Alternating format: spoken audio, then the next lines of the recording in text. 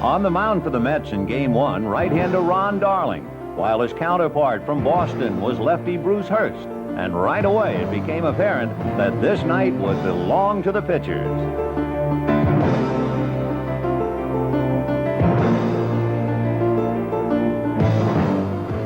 Inning after inning, both Hurst and Darling kept the bats as chilled as the late October night air. And after 6, the game remained scoreless.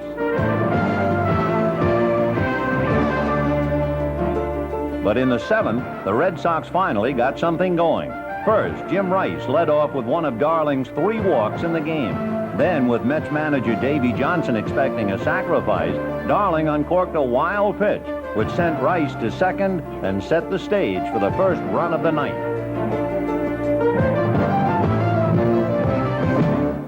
Coming around to the plate, catcher Rich Gedman.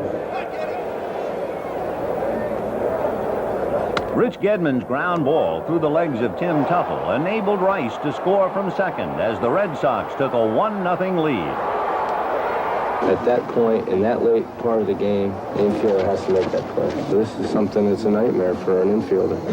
Have that happen to him. And whenever it goes through the wickets, it happens. It's the infielder's fault.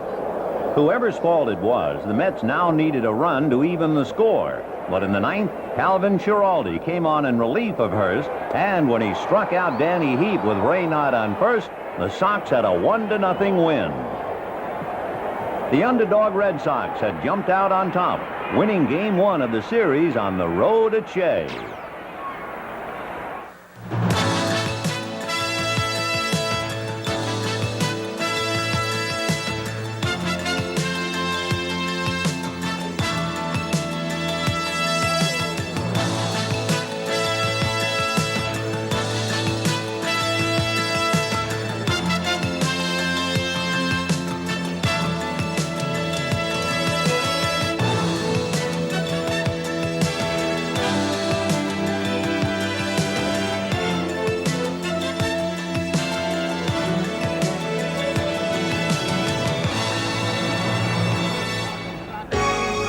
The pitching matchup baseball fans have speculated about and hoped for all season long has arrived.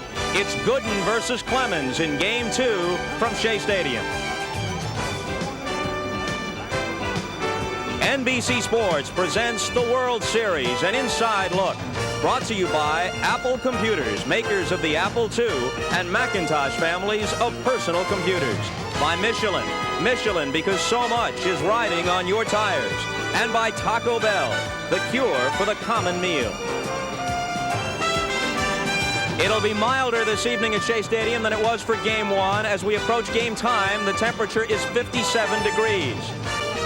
Hello again, everybody. I'm Bob Costas. The lineup's exactly the same for Boston. Don Baylor on the bench until we get to Fenway and the Red Sox can use the DH. But Davy Johnson, with his team in the midst of a hitting slump, maneuvers a little bit. Wally Backman is, of course, back in at second base with a right-hander going. But Ray Knight sits down and Howard Johnson plays third. Mookie Wilson to the bench, Danny Heap in left. Lenny Dykstra will again start in center field.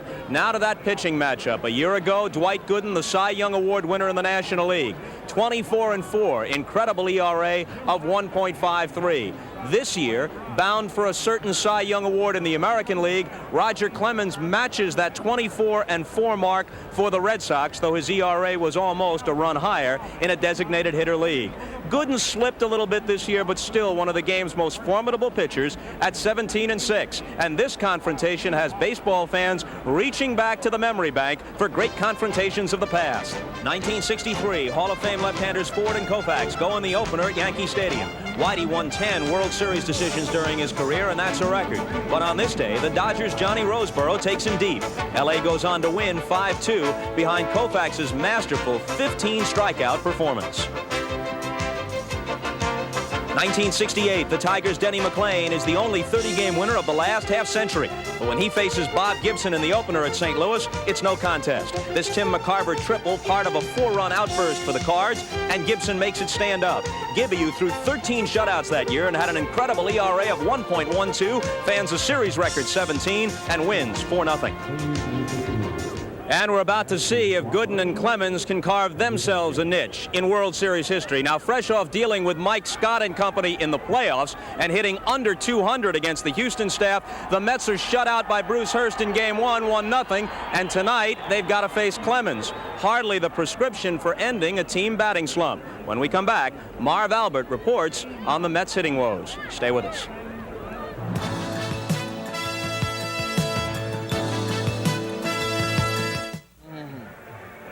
Welcome back to Shea Stadium in New York, where last night in Game 1, the Red Sox beat the Mets 1-0, and as it turned out, the big play was a misplay. The only run of the game in the 7th inning, Rich Gedman with the ground ball goes right through the legs of Tim Teufel, allowing Jim Rice to come around to score. Teufel said after the game it took a big hop right before a little hop.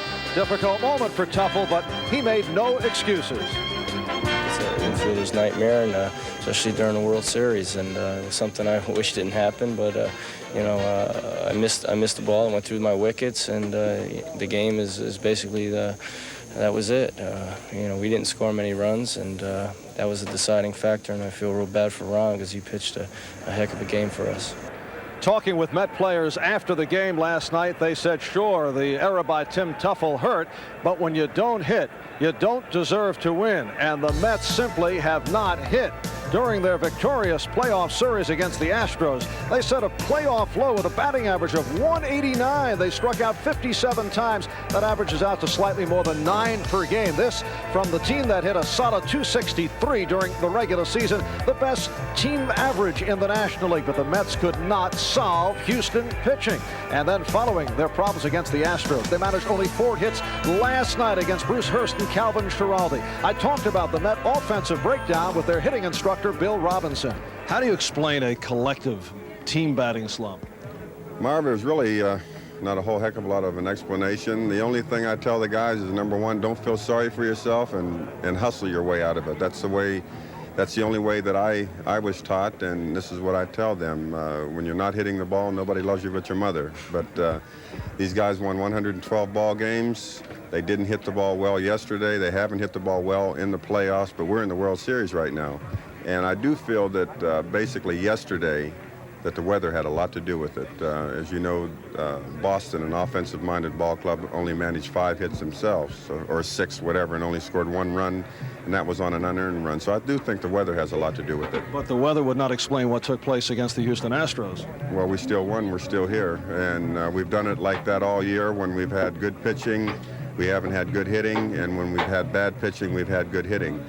You don't win a National League batting championship collectively and not have a lot of quality on this ball club. And I'm just as pleased, and I love every one of these guys, and you watch us go today. Bill, is it possible that one pitcher, and I'm talking about Mike Scott, where the Mets look so pathetic against him, could have messed you guys up since that Astro series? Well, let's not say pathetic. I think we didn't do the things that we are capable of doing like we did the whole year, but never pathetic against anyone. We just didn't do the things that we're capable of doing, and no, we're not Mike Scott.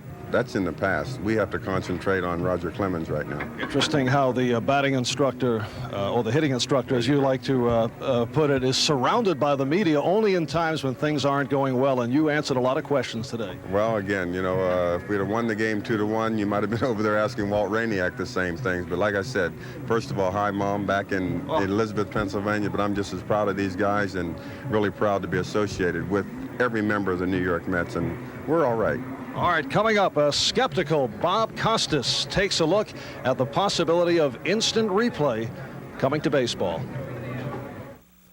Welcome back to Game 2 of the World Series. You know, with the NFL going with its instant replay experiment this year, it sparked some discussion in baseball circles about using instant replay to help officiate in our national pastime. Here then, a hardly comprehensive feature, but one we hope you'll find interesting.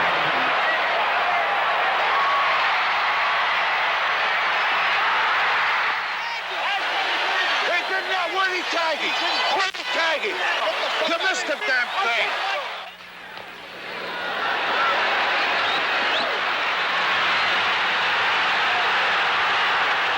You were right here and he knocked you over and went around. There's no way possible, Kenny. Eddie, that's it. The pictures won't show that, I promise you that. So again, the question, does TV's technology have a place in officiating our most traditional game? Would replays have changed the course of recent World Series history? Take Game 3 in '75. Score tied, bottom of the 10th. The Reds' Ed Armbrister tries to sacrifice. He collides with Boston's Carlton Fisk, who then throws wildly, setting up the winning run. Umpire Larry Barnett's call, an honest and legal collision that didn't unfairly affect Fisk's ability to make a play. Him was the thing. He was interfering, and you went to call it. You tell me what you were calling then when he did it. The replay would not have settled this one, since the call hinged on Larry Barnett's interpretation of the rule. Well, as they looked at it over and over and studied the rule, they saw that I was right. Not too many people up in Massachusetts would admit that to this day. The question here, did Reggie Jackson intentionally interfere with Bill Russell's throw? Umpire Frank Pulley said no, although replays suggested that Reggie might have subtly stuck his hip in the way. Still, the pictures weren't conclusive. What the donut, Tommy? He threw the ball. He's the guy standing in the guy. What's the guy standing in front of the base? Tommy, wait a minute. He's standing right here. Tell me what he's standing right here. NBC's Tony Kubek knew what many viewers were thinking. I'll tell you what, the football people have talked anyway about using replays.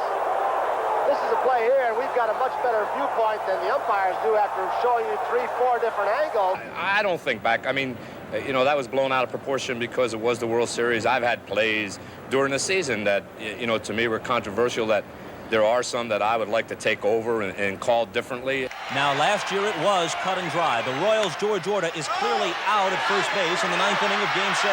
Don Denkinger mistakenly calls him safe, and the series begins to slip away from the Cardinals. No interpretations or shades of gray here.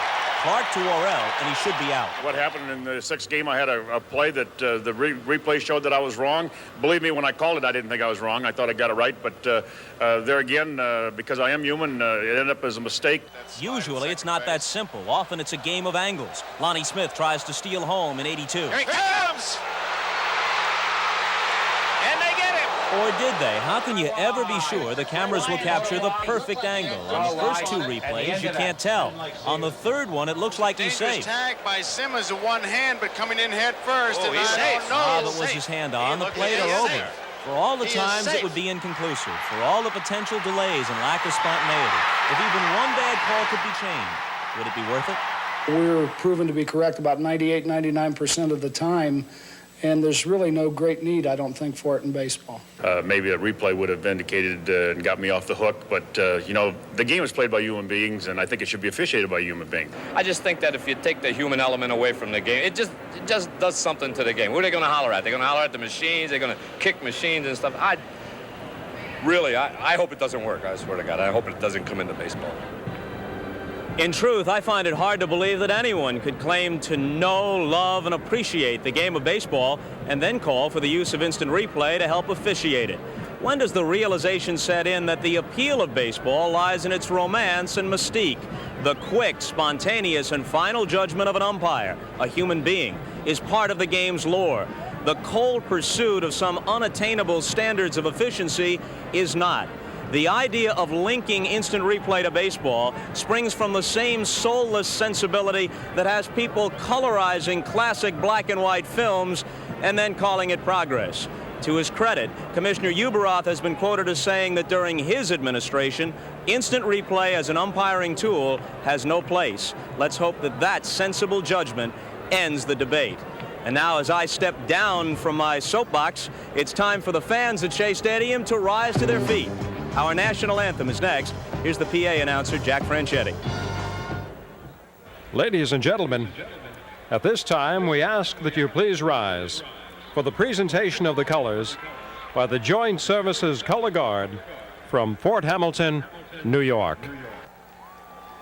And now, to honor America, please welcome one of this country's most popular recording stars and one of New York's own here tonight to sing the national anthem, Billy Joel.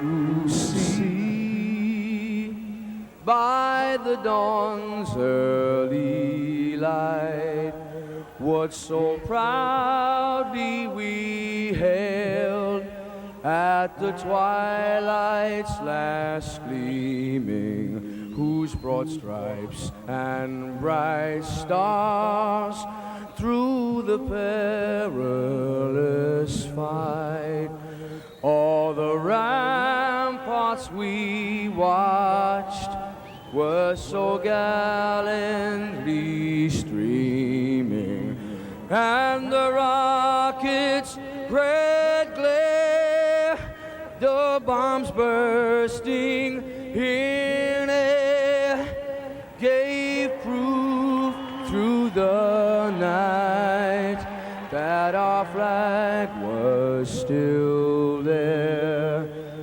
Oh, say does that star-spangled banner yet wave o'er the land of the free and the home of the brave?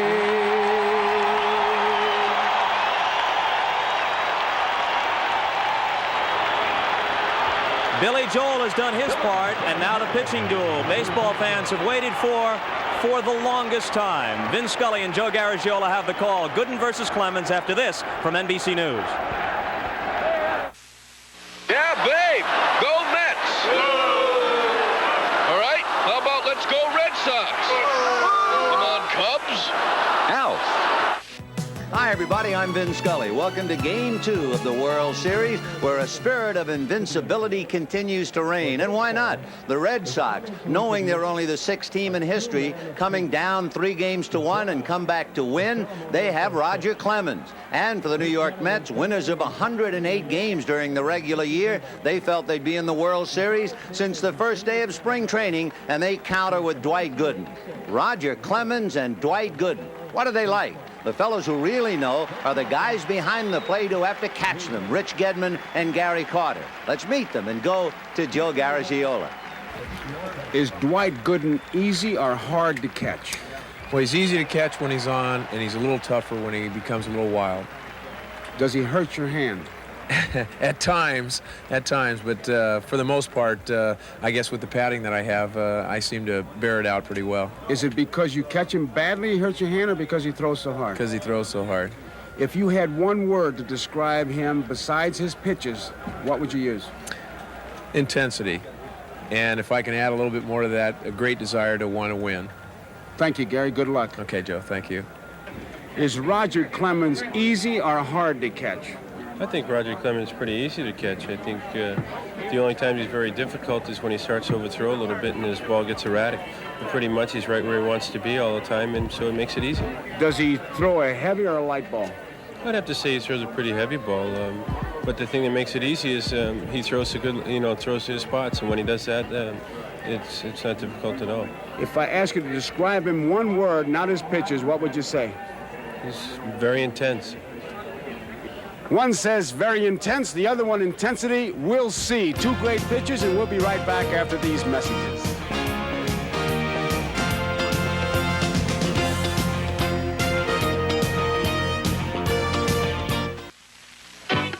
Set your sights on the best in baseball. Order the 1986 World Series program. There are more than 100 pages of articles and photographs making the World Series program a real collector's item. Send $6 check or money order to World Series Program, P.O. Box 4686, Trenton, New Jersey, 08651. P.O. Box 4686, Trenton, New Jersey, 08651. Includes your proper return address.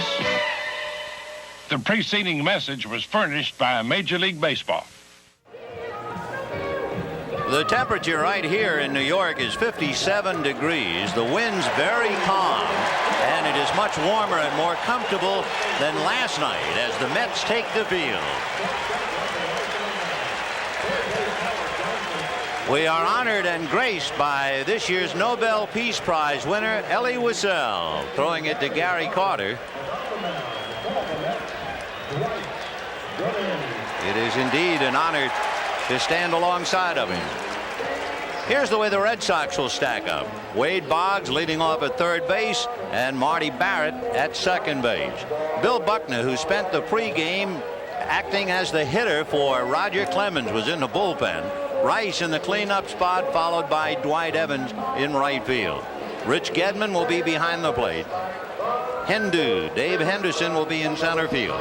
Spike Owen the shortstop, and Roger Clemens the pitcher. The big guy, 24-4, and we'll take a look at the Mets with the leather. Defensively, and you'll see some of the changes that manager Davey Johnson has made. Heap is in left field, Dykstra is in center field, Strawberry in right field. Johnson at third base, Ray Knight is on the bench, Santana at shortstop, Backman is at second base, Hernandez at first base, Carter behind the plate, and Dwight Gooden on the mound.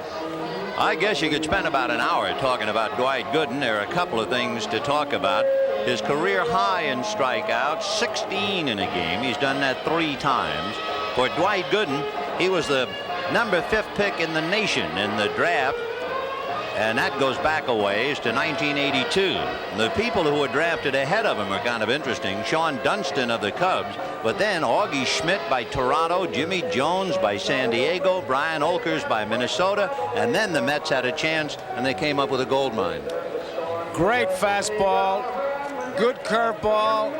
I guess his only weakness is, they say, well, he has trouble holding men on, but I go to our good friend Sandy Koufax, says yes, but he has a great ability to keep him off bases. I would think that what he'll have to do is to establish the curveball and then use that fastball to do that, but when he's in a jam, it'll be the fastball he goes to. It should be quite a battle, and it begins with the American League's leading hitter, Wade Boggs, against Dwight Gooden. Dwight Gooden in the National League anyway has a ratio of 3-to-1 fastballs to breaking balls, and Boggs loves hard stuff. So let's see.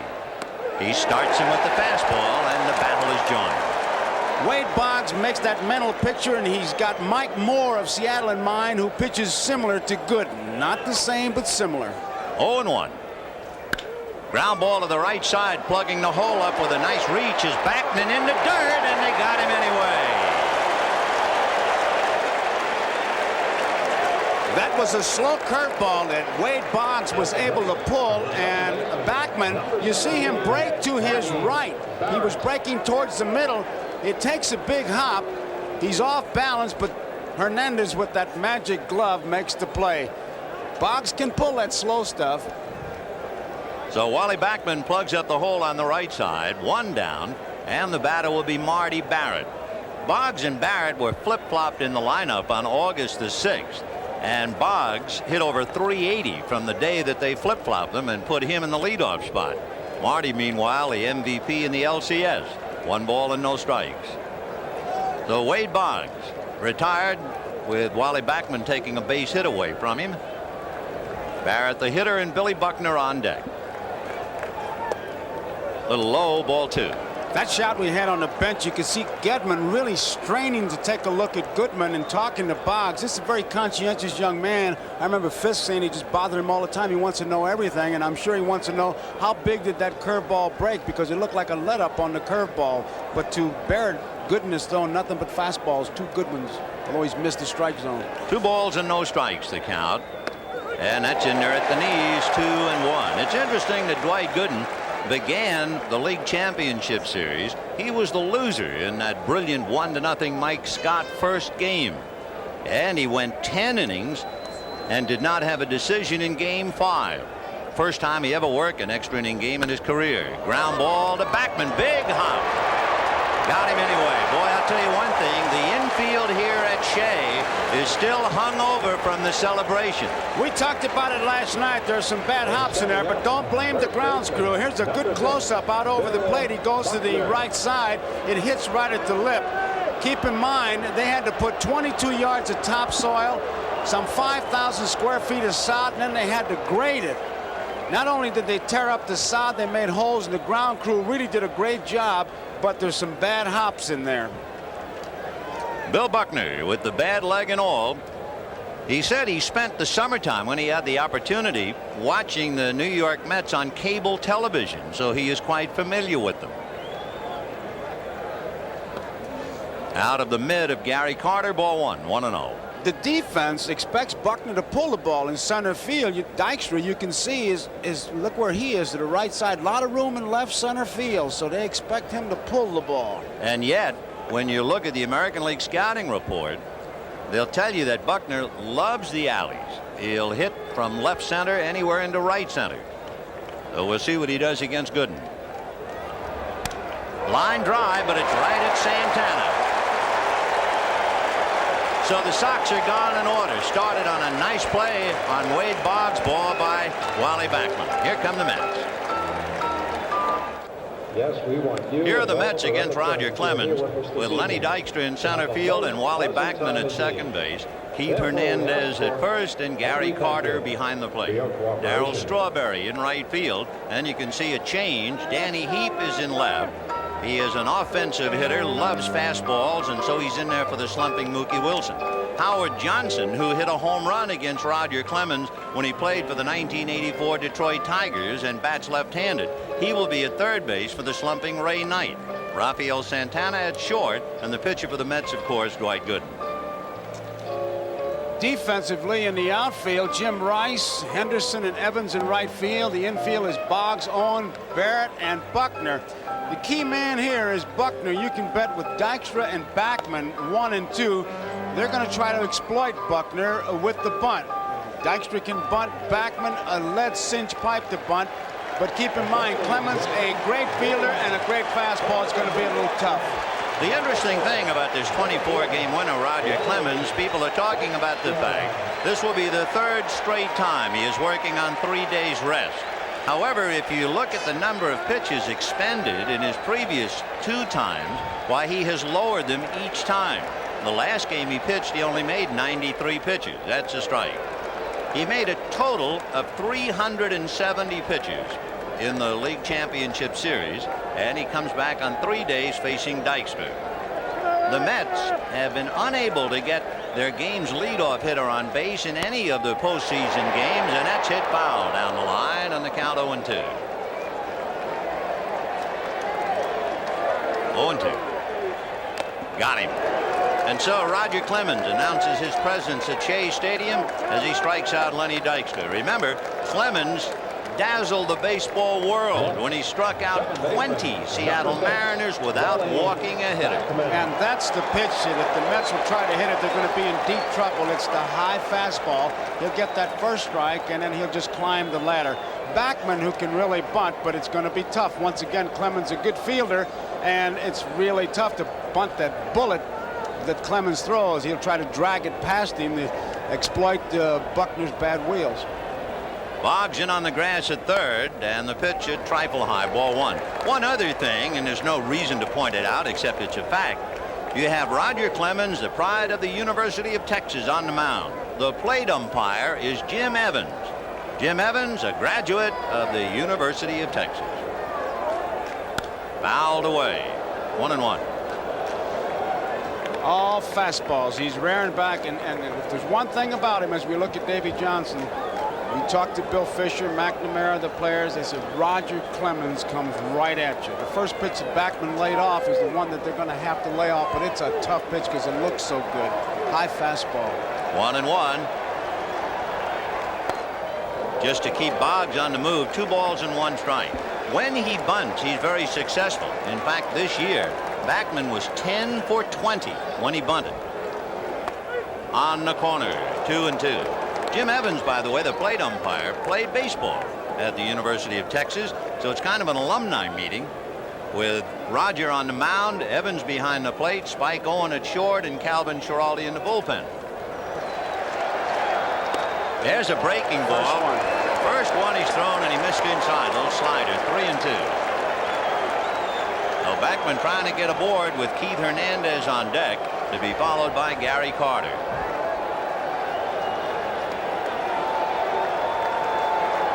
3-2. And he walked him, and that'll wake up the ballpark.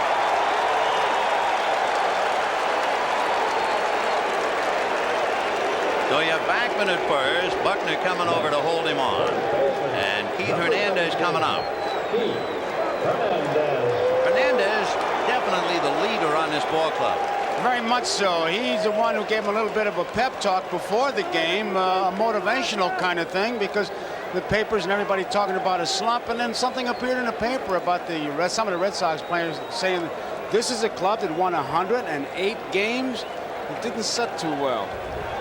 And you can sure Keith tried to use that quote. We'll see now if he can use the bat. Backman at first, 1 out in the first inning, no score. Fastball had gone away from Gedman, not far enough, and holding on is Backman with a left-hand hitter up there while he might have lost sight of the ball for the split second and decided to hold. Backman just underneath Buckner's tag. You know how you can sum up Roger Clemens' year without getting into numbers? How about this? He lost his first game early in July.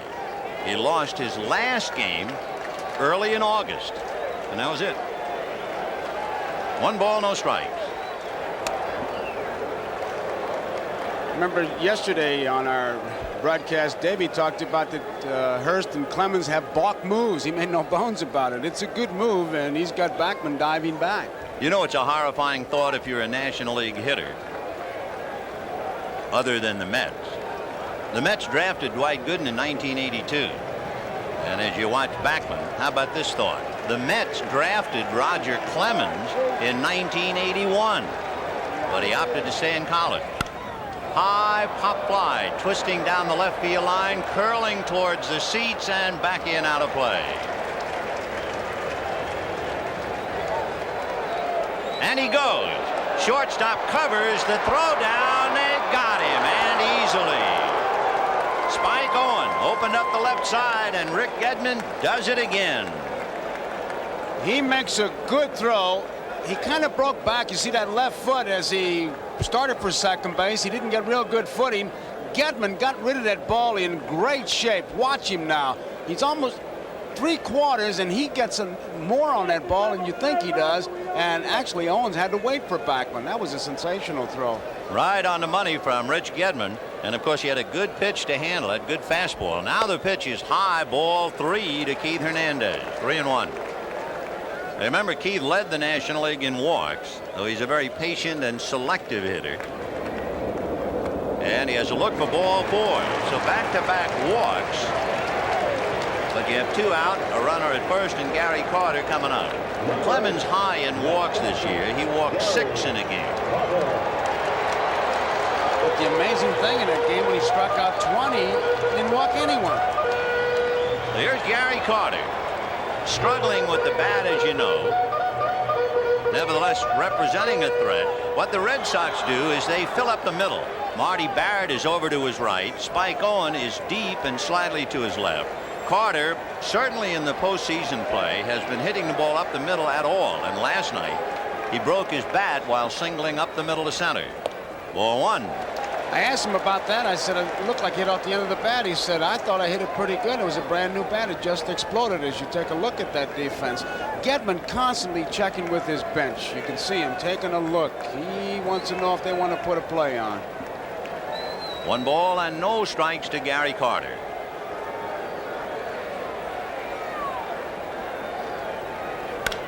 Big one foul outside of third and down the line.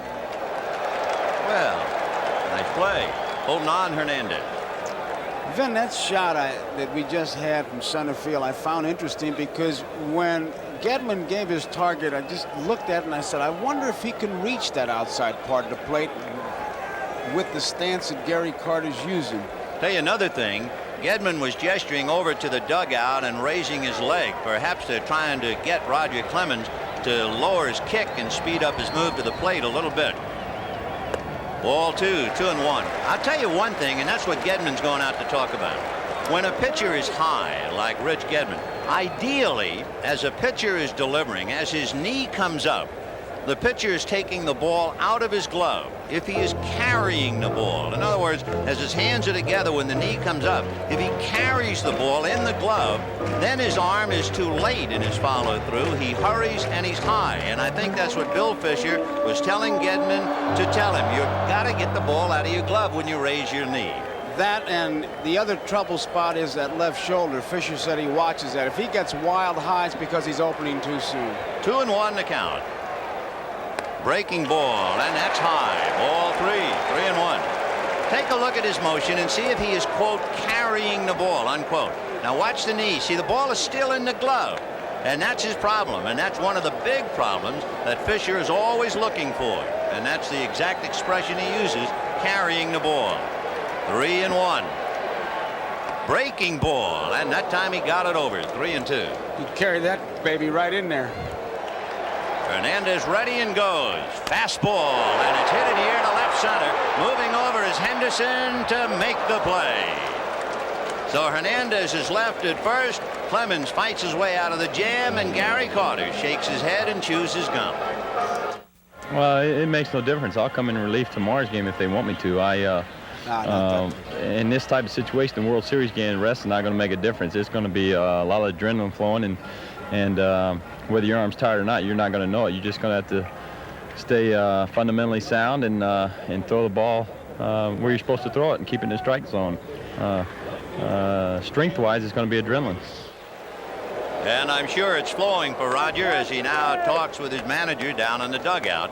And it's also flowing for Dwight Gooden, ready to pitch to Jim Rice, Dwight Evans, and Rich Gedman. The average number of pitches for a Red Sox pitcher, according to Bill Fisher, is 15. Clemens made 22, 11 strikes, 11 balls. They'll be watching that. Rice takes off, ball one, 1-0. Jim with big numbers, as usual. Ball two, 2-0. Dwight Gooden had only 38 games in the minor leagues before he came up. And early in his career, he was at a stage where he had won 9 and lost 8. He's in the dirt. Ball two, 2-1. He went from 9 and 8 since that time to win 49 and lose 11. He has become an Olympian, this kid who came to the Mets in the year of the Olympics in '84. 200 strikeouts this year. He is the only pitcher in the National League to have 200 or more strikeouts in his first 3 years. And when you realize he's not even 22, he is truly remarkable. That's in there. For instance, when they were 22, Spahn, Alexander, and Cy Young didn't have any wins. Walter Johnson had 32, Christy Mathewson had 29, and Dwight is 158. Kid Nichols, the old Boston team back in 1890, had 57. The point being that Gooden is already off to a tremendous start.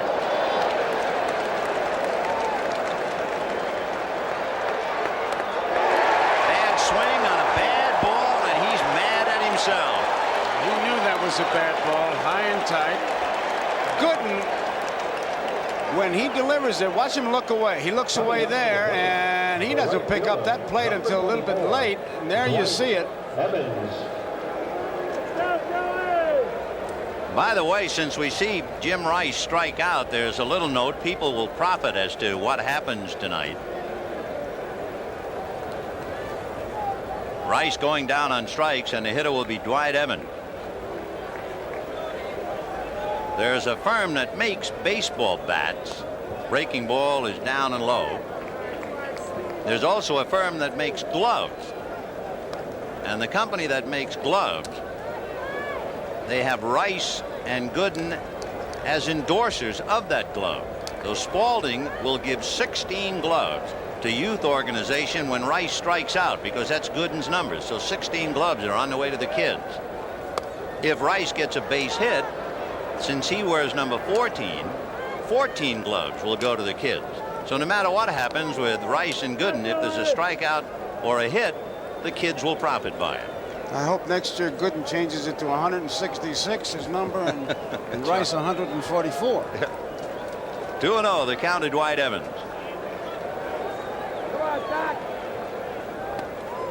Crowding him inside and finding the corner anyway. The plate umpire, Jim Evans, held up that right hand. The scoreboard went 3-0, but we have to believe the count is 2 balls and 1 strike. So let's see. That's a strike. It should be 3-1. Okay, he held his right hand up after he evidently called it ball 3, and the count 3-1. And he's on. Gooden's high, like Clemens, 6 walks in a game. And those are the fellows with the eye for the strike zone in the American League. Both these pitchers, when they get in trouble, they have a pitch they go to, and I tell you, you don't need a radar gun to know what it is. You can do it by sound. It is their fastball. Well, Rich Gedman, who catches him, will now try to hit him. And remember, he is that rare left-hand hitter who likes the high ball. Which is a change for him, Ben. Foul back, 0-2. Let's take a look at that swing. They all get back. Watch that top hand come off. There it is. And, of course, what it really means, like hitting a golf ball or a baseball or even a tennis ball, the transference of weight. And the K's are out. 0-2 the count. Gooden has struck out 1. Clemens has struck out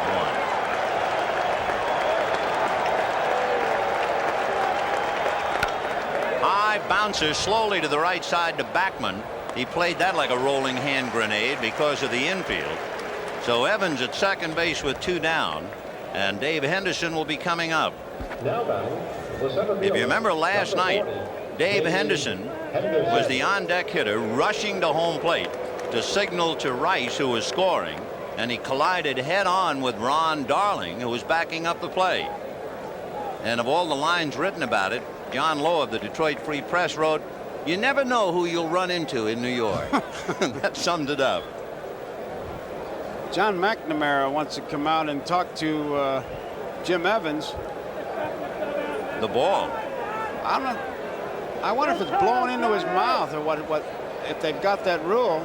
Let's see. I just read John say ball, and that's what they want to do. They want to look at it. Look at his hand. Yep. Now they're going to call Davy Johnson out, evidently. After all the complaining the Mets did about Mike Scott scuffing the ball, now it is John McNamara calling Dwight Gooden about something to do with the ball or a substance on his hand. Let's see. I remember once a game with Don Drysdale, who wore a copper bracelet because he had an arthritic wrist, and the other team made him take the bracelet off, and people all over Southern California were furious because they thought that was really picking on him. They kept that ball in play, so it wasn't the ball, whatever he did. And I imagine it's a move of McNamara's to try to get inside Gooden's head. Well, they were certainly looking at the ball. He's looking at, is it a piece of tape? And he's talking about rubbing the ball up. But now the ball, it looks like it's scuffed right in the middle. He's showing him something, or is he? He kept the ball in play, though. Yep. It was a ground ball. Remember to Wally Backman. He threw to first. They threw it over to Gooden, and then all of a sudden McNamara said something about the ball, and Jim Evans went out there. All right, here's Dave Henderson. Apparently, Dwight Gooden had a small piece of tape on his finger, and they asked him to take it off. The umpires have allowed the pitchers to go to their mouths on the mound, blowing on their hands because of the cool weather. High fly ball into right center. Lenny Dykstra has to run it down, and he's there. So they leave Dwight Evans in the second inning. A bit of controversy by the boards. No score at the end of an inning and a half. We followed Dwight Gooden into the dugout, and we found that the controversy was over a piece of tape on the ring finger of his left hand. Now, the left hand is in the glove. The left index finger is out of the glove. But evidently, when he would rub up the ball, the Red Sox felt that that piece of tape was an unfair advantage, and perhaps he was applying a foreign substance, so they made him remove it. I think they're just trying to get inside his head and make him think about something, because they're going to put another piece of tape on there. Well, they put that back in, and we'll see if they discuss it some more. Imagine that World Series might be decided by a Band-Aid. All right, bottom of the second inning. Band-Aid or no, here is Darryl Strawberry, followed by Danny Heap, and then Howard Johnson. Strawberry, as you know, a tough time at the plate. He has been in 7 postseason games. He has struck out twice each game. That might have been the fork ball. That was the fork ball, Ben. He throws it 10-15 times a game. And Strawberry, the hitter, good fastball hitter, tries to pull, but he's got enough power to hit it out of the park in any place. 1-1.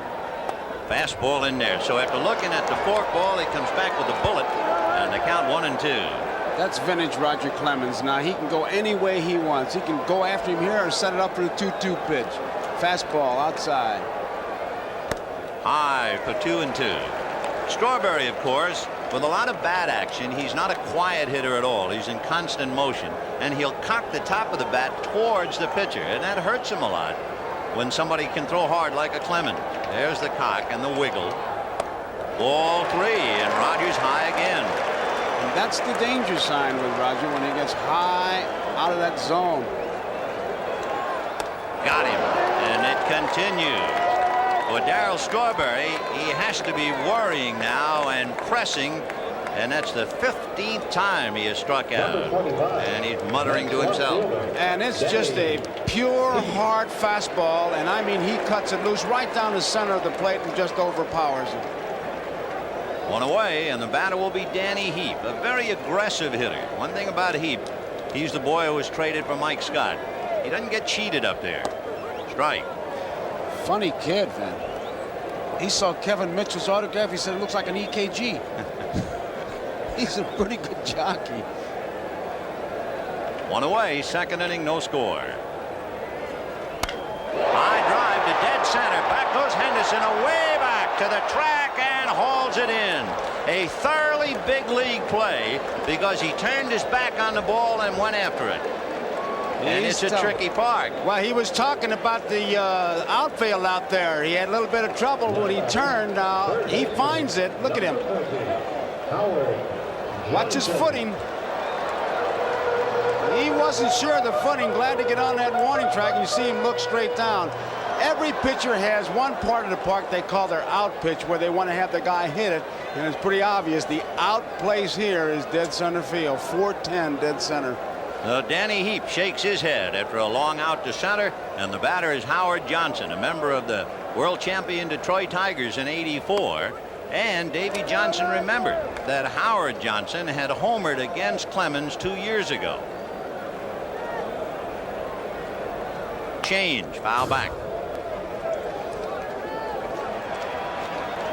Got him, and that is strikeout number 3 for Roger. And at the end of 2, no score. We'll be right back after these messages from your local station. That's fully clean. That's fully clean. You're not fully clean unless you're zestfully clean. Do I look clean to you? Surprise. I'm not fully clean unless I'm zestfully clean. Don't leave a sticky film on you that won't rinse away, but Zest rinses you fully clean.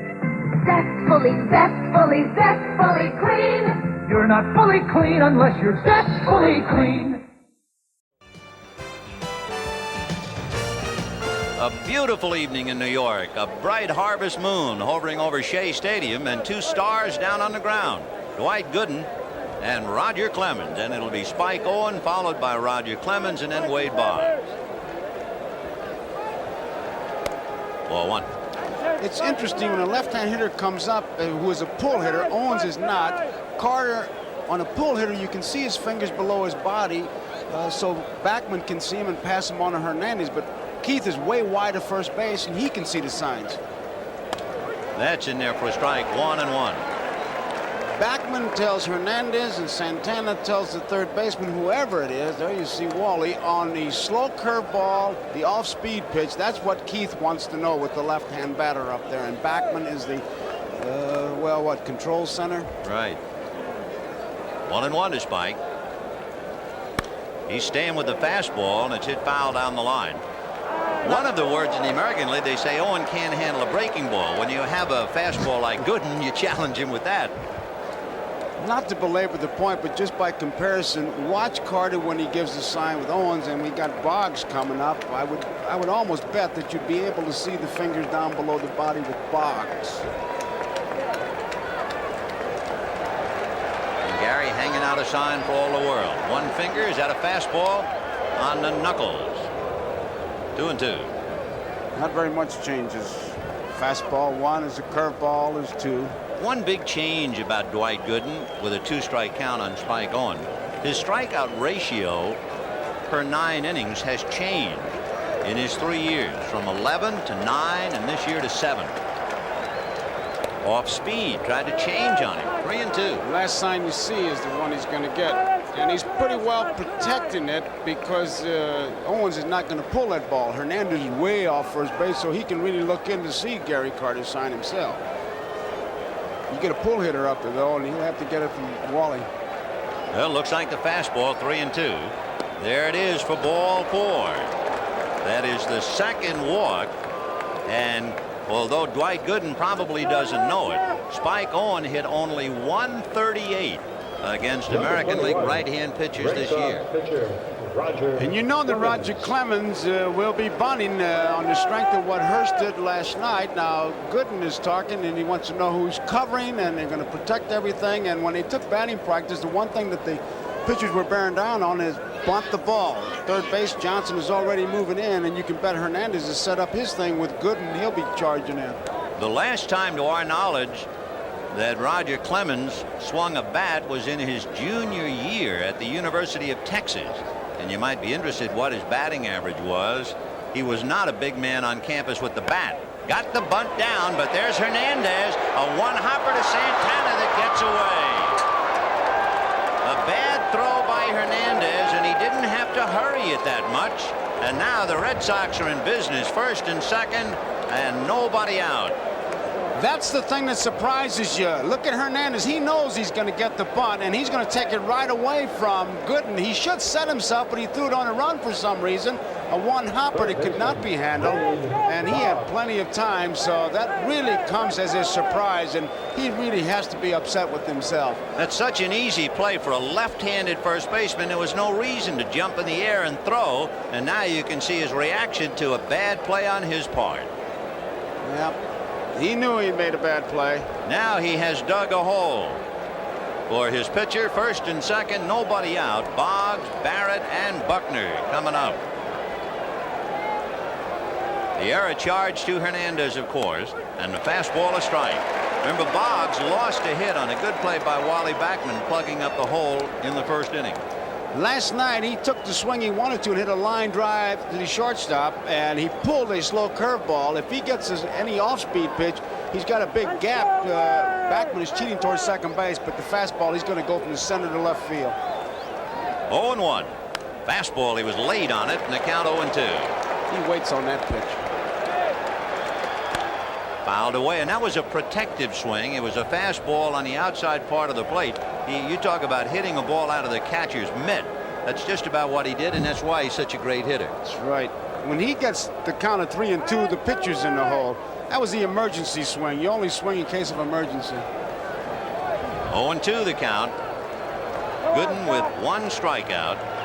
Got a bad play by Hernandez, so now he's struggling. And that's hit down the left field line. It is in there. Fair ball and going in the corner. In comes Owen. To third goes Clemens on a double by Boggs. And the Red Sox lead the Mets 1-0 in the third inning. And make no mistake about it, the atmosphere here in New York has changed dramatically from what it was before the start of the first game. Watch him go with the pitch. He was going that way all along. He programs himself. There's the base hit. Fair by a couple feet. The day before, he works it out, and then with Walt Riniak, his guru, he sits with him, and before the game starts, he has a mental picture of 4 swings and the perfect swing, and he compares it to a pitcher who he has faced. Now, we said earlier, it's Mike Moore of Seattle who comes closest in Wade Boggs' mind to Dwight Gooden as far as delivery. Well, with runners at second and third, nobody out. The error by Hernandez, a big play. Here's Marty Barrett. Breaking ball, ball 1. There was almost a defiant air in New York from the fans, particularly, of how good the Mets were. They were Destiny's darlings, and they were going to, in some quarters, even sweep the Red Sox. But the Red Sox feel that they have a chunk of destiny going for them. And when they won 1-0 last night, all of a sudden the city of New York was not quite so sure. 1-0. And that's hit into right field, and that's a base hit. In comes Clemens, holding at third. Will be Boggs, and you have first and third, 2-0 Red Sox in the top of the third inning. And once again, it's Marty Barrett who's in the middle of it. And Johnson motioning it, we're going to try to get to. The big base hit by Boggs gets us started, and Barrett, one of those guys, just comes up and keeps it going. And you knew he was going to get a piece of that ball, and he was going to hit it to the right side and right side deep. If he gets a ground ball, they were going to pick up and run. I tell you, the playoffs and the World Series have really shown what a good ball player that Barrett is. And what a fine club the Red Sox are. As we mentioned at the outset, in history, only 6 teams down 3-1 won the postseason contest. Pittsburgh and Washington in 1925, the Yankees in 1958, Detroit against the Cardinals, Pittsburgh, Baltimore, and of course last year, Kansas City at Toronto and Kansas City against St. Louis. Well, here come the Red Sox. 2-0 Boston, and Bill Buckner trying to really drive one into Gooden with first and third and nobody out. Off speed, and it's hit into right field for the base hit. In comes Boggs. Stopping at second is Barrett, and for a slumping New York Mets team, they're down 3-0. That slow curveball really surprises me because they had the gap between first and second, and it's really the one pitch that he can pull. Now, Hernandez kind of guarding that line, but it's in the hole. Boy, I would think they'd go with Smoke. No, I'll tell you one thing about it, Joe. I do know that one of the scouting reports said if you throw changes and off-speed stuff to Buckner, he will hit a ground ball. And they're thinking of the double play, but instead he singled to right. Yeah, but when you got that big gap between first and second, and talking to Hernandez before the game, that's the one thing he wants to protect against is that slow curveball. With the man on, he can't get off that far. That's the one ball you can pull, and you're looking for the ground ball, granted, but I think with Gooden, I don't think I'd thrown that lollipop curveball. Well, it is 3-0 Red Sox in the top of the third. They have 3 consecutive hits after the error by Hernandez. A double by Boggs, a single by Barrett, a single by Buckner, and now here's Jim Rice. Barrett at second and Buckner at first, and still, remember, nobody out. Watch the first pitch. That's his style. First pitch fastball and a towering drive to right. The runner at second, Barrett, will tag. Strawberry for the catch, and Barrett will move over to third. Buckner, of course, staying at first. So Rice a long out to right, but he does pick up one man 90 feet. The reason you say that, after all that, you think that maybe the young pitcher will be thinking about the slow curveball, the bouncing ball. It could have been a double play, and it wasn't, and the run is in and all that. You say he might just let up a little bit to get ahead of me, and that good hitter like Rice not going to let you do that. A very, very somber and quiet and less than optimistic New York Mets bench. It is 3-0 Red Sox in the third for a team that hit 189 against Houston, and for a team that was shut out last night, and a team that has failed to score in the first 2 innings tonight. They're carrying around a heavy weight. Here's Dwight Evans. And that off-speed slow curveball for a strike, 0-1. And a breaking ball, and he was over anxious and chased a bad one. Now that was the curveball. That was a hard curveball. Now you throw that to Buckner, and I can't second guess that. But that lollipop rainbow American Legion job, you got to wonder. Fastball, and that takes care of him. Foul tipped and held by Gary Carter. That's the second out, and it's also the second strikeout for Dwight Gooden, whose high this year was 13 in a game against Pittsburgh. Target's right down the middle, and that's where it was. Just a good hard fastball. So with 2 down, Rich Gedman the batter. Gedman grounded out in the second inning. Buckner at first, Barrett at third. Hernandez behind Buckner. He's not going to hold him on. Little heat away, ball 1, 1-0.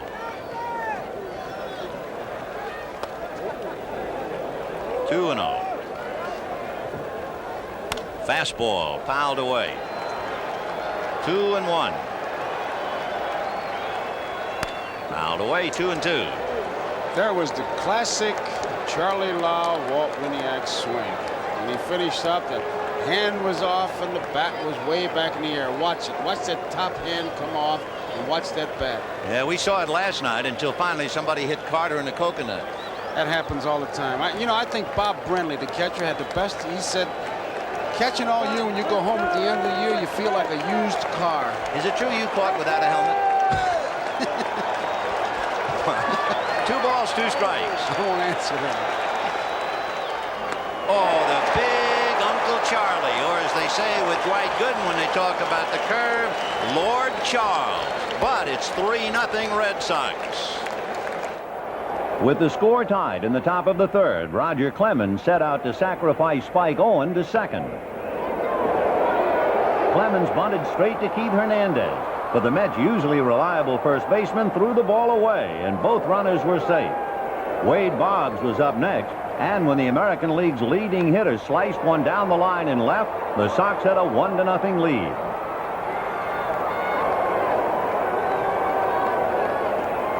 One batter later, Hernandez's error proved even more costly when Marty Barrett singled to right, drove in Clemens with the second run of the inning. The Red Sox scored one more time to take a 3-0 lead. Captain Patrick Henry of the Goodyear Blimp Enterprise at the controls. By the way, last night was the first night a Goodyear Blimp has ever covered a game at Shea Stadium because of the LaGuardia air traffic. And did you notice that harvest moon up there in the sky? That harvest moon, so far at least, it's been the Red Sox doing the harvesting. And they're leading 3-0 in the bottom of the third. There it is. Vin, when you mentioned air traffic, Keith Hernandez was holding a seminar on how to judge how the wind blows by how the planes land. And he was telling us if they come overhead, the wind's blowing to left field. I couldn't believe it. Usually you just throw up some grass, but he says it swirls here, so you go by the airplanes. Well, Rafael Santana will try and get started with Dwight Gooden on deck, and it's a strike. Roger Clemens probably shocked the nation, not to mention what he did to his own system and to the city of Boston when he blew a 3-0 lead in the 9th inning to the California Angels. 1-1. The Mets in the third, 3-0 Boston. Santana will bunt, and he will either drag or push sometimes, and the infield is back. Foul back. However, if you are a bunter, you would much rather bunt on a breaking ball, and here you got a guy with high heat. He doesn't figure to get many chances to lay him down. It's going to be tough. We mentioned, especially with Dykstra and Bachman, excellent bunters. Roger, in addition to throwing hard, he's a good fielder who protects his position. Fastball hit over the mound off the glove of Clemens, deflected to Owen, who has trouble throwing it. It's too late. And the ball pops out of Buckner's mitt anyway, but Spike Owen double clutched and still couldn't get it. It was deflected by Clemens, and that's what made the difference. He couldn't get the ball out of his webbing. Watch it. Just enough. And he really threw a palm ball over there is what he did. He really couldn't get anything on it.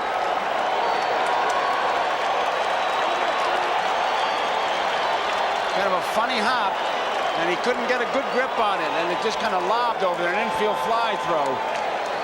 The interesting now with Dwight Gooden, he's not a bad hitting pitcher at all. The National League, they like to keep the ball down on him. He is also a good bunter. He has sacrificed 13 times, and that's what they want him to do in the air. Off the glove of Buckner. He is not going to have a play.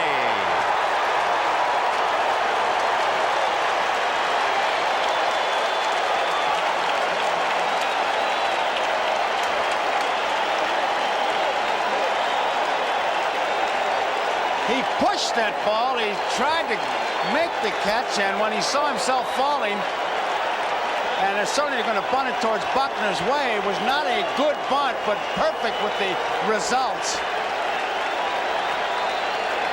And suddenly the Mets and their fans come alive on 2 infield singles, one off the glove of Clemens, and now the bunt to Buckner.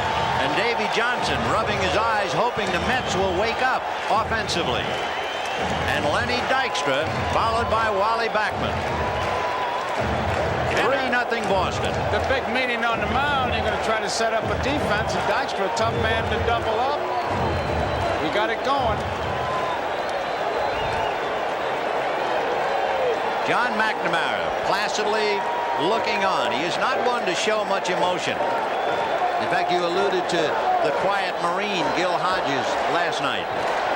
He runs that ball club, and Davy Johnson has put his play on. Boggs is expecting a bunt. He's kind of moving in there. Dykstra can do most anything.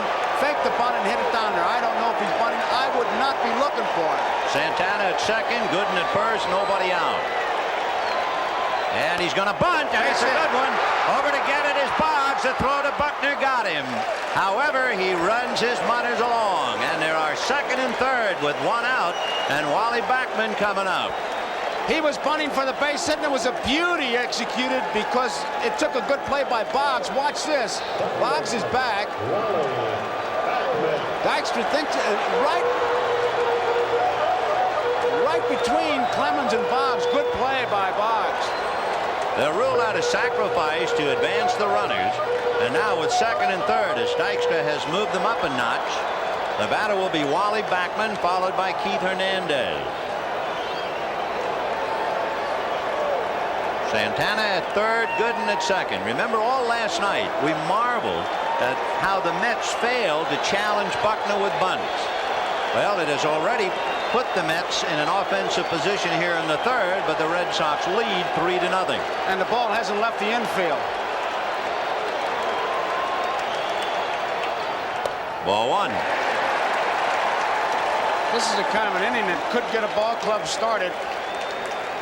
And Buckner is deep on the right side. He can't afford to charge a left-hand hitter if you think that Backman can pull. Remember, he was second in the National League in sacrifices, so you know how well he bunts. San Francisco's Rob Thompson led the league. Fisted, foul down the left field line and slicing well out of play. And the count 1 ball and 1 strike.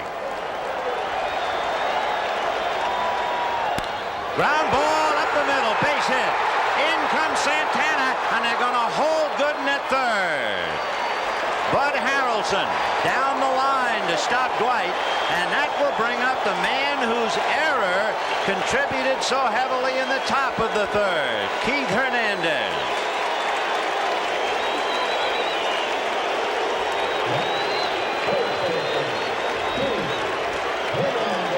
Backman, who uses the middle of the diamond, he figures if I hit late, it's going to be a base hit. If I hit early, it's a base hit. If I hit it perfectly, right back up the middle.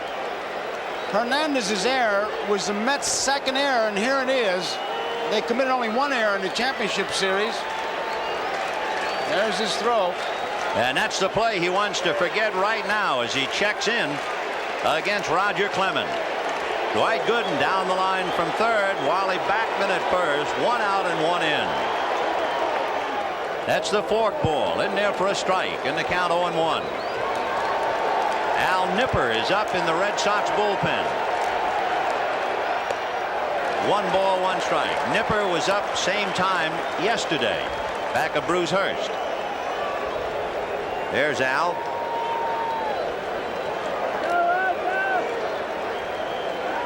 One and 1 to count to Keith Hernandez. Hernandez walked in the first inning. He wants a birthday present early. He'll be 33 tomorrow. Fastball hit off the leg of Clemens. Over to get it is Boggs. Off balance throw, got him. And a fine play by Wade Boggs. Scoring is Gooden. It is now Red Sox 3, Mets 2. Oh, what a wonderful play by Boggs to be able to react like that. And the first question is, Clemens all right? He took a lick. And Boggs has to barehand that play. I tell you keep talking about his hitting, but he's worked hard on his fielding. And last night he made the play of the game, and he makes a beauty right here. So Gooden brings in a run to aid his own cause. We'll take another look and see where it hits Clemens on the inside of the left shoe, although he did get his glove down. It's a 1-5-3 out thanks to Boggs. The tying run is now at second with 2 out, and trying to pick him up, Gary Carter.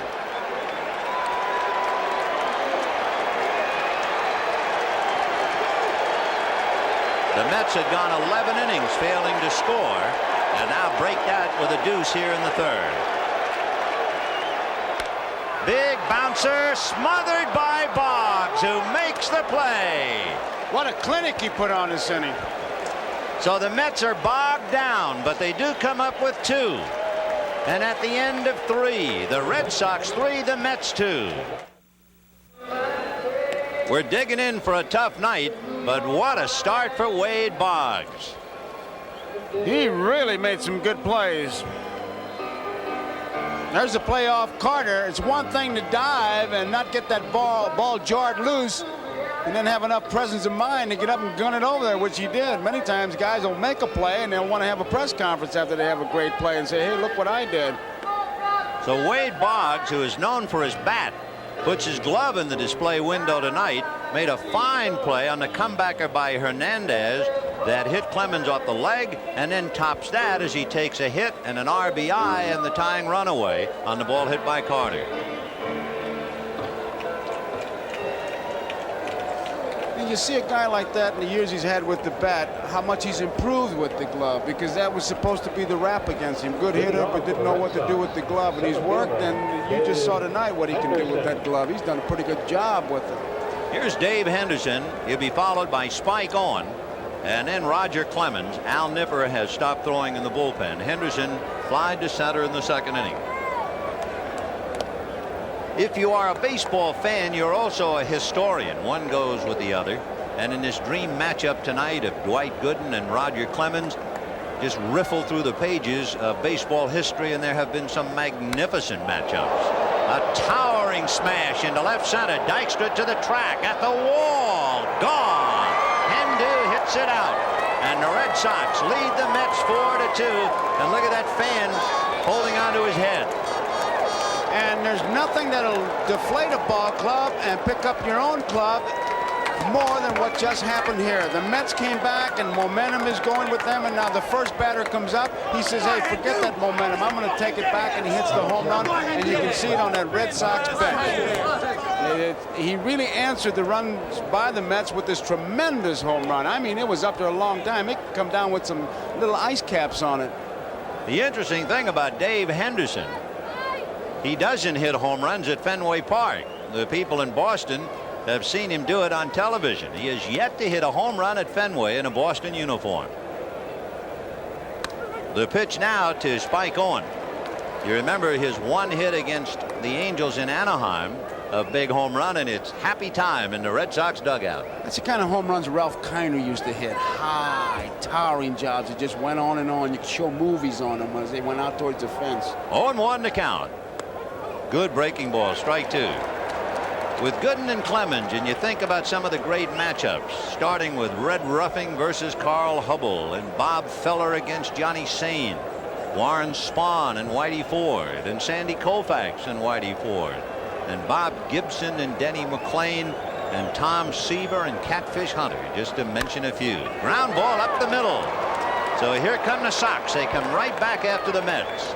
A home run followed by a single, and Roger Clemens coming up in what would appear to be another bunt situation. That's exactly what Hernandez is going to tell Dwight Gooden as we look at Mel Stottlemyre and Davey Johnson. Hernandez, who sets up a couple plays, if he's going to go in and go back for a possible pickoff, he'll tell him which pitch, like maybe on the 2nd pitch or whatever. But I guarantee you they'll be charging hard this time. It was interesting, too. We take a shot at Mel Stottlemyre after we're talking about great matchups. Stottlemyre, the pitching coach for the Mets, went up against Bob Gibson 3 times in the '64 World Series. You draw the aces if you're a good pitcher, and he wound up 1-1 with the great Gibby. So Clemens looking to bunt. Howard Johnson on the grass at third. Hernandez ready to come to the plate, and that's a little high. Going to be tough to bunt it down at first base line. There goes Hernandez again. He's the defensive general, and what he does, he tells him, hey, I'm going to go in, so don't throw to first base, or I'm going to go in a couple steps and I'm going to go back. He leaves nothing to chance. Ball 2. Clemens looking right into the dugout rather than normally at the third base coach, and now he looks at Latch, but he's still looking really into the dugout. And Rene going through the signs. Got to believe that means absolutely nothing except keep bunting. And Clemens wasn't sure, and he backed out, and Rene had to go through him again. It's amazing, though, during the course of a year how a manager will be seduced into taking the bunt away because of the count. Oh, no. Yeah, there you see, I told you. I've seen it. Believe that. Let me tell you, I've seen it a million times. You say to your pitcher, go up there and bunt because I want to stay out of the double play, okay? And all of a sudden the count is 2 balls and no strikes, and you say, I can't resist it. Take a shot. When was the last time he batted? A junior in college. And so 2 balls and no strikes against Gooden. I mean, you think he's got the upper hand? Hey, baby, you're looking at it. I'm watching it. Who wrote that book? 2-1 the count. He'd be bunting from the time he got on the team bus. Now let's see if he's back to bunting again. Yep. And the bunt, a chopper, and this time Hernandez's only play is to backman covering. So Clemens, as if he's been doing it all year, lays down the bunt after taking a shot. And with a runner at second and 1 out, Wade Boggs will be coming up. Rick Aguilera begins to loosen up in the Mets bullpen. I would expect him to be a good bunter as we look at Aguilera playing for Cliff Gustafson down in Texas, because basically good fundamental coach, but hitting, that's natural. You either can or you can't, and I'm representing those that can't. He must be a great hitter. They let him swing 2-0 in the World Series. What a matchup. Boggs robbed of a hit by Backman, doubled, and then made 2 great plays defensively in the 3rd inning and fouls it away.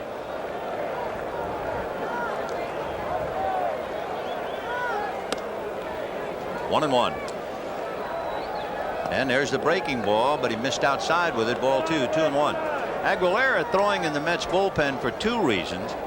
If the Sox get out of hand, they'll have to go for the hook.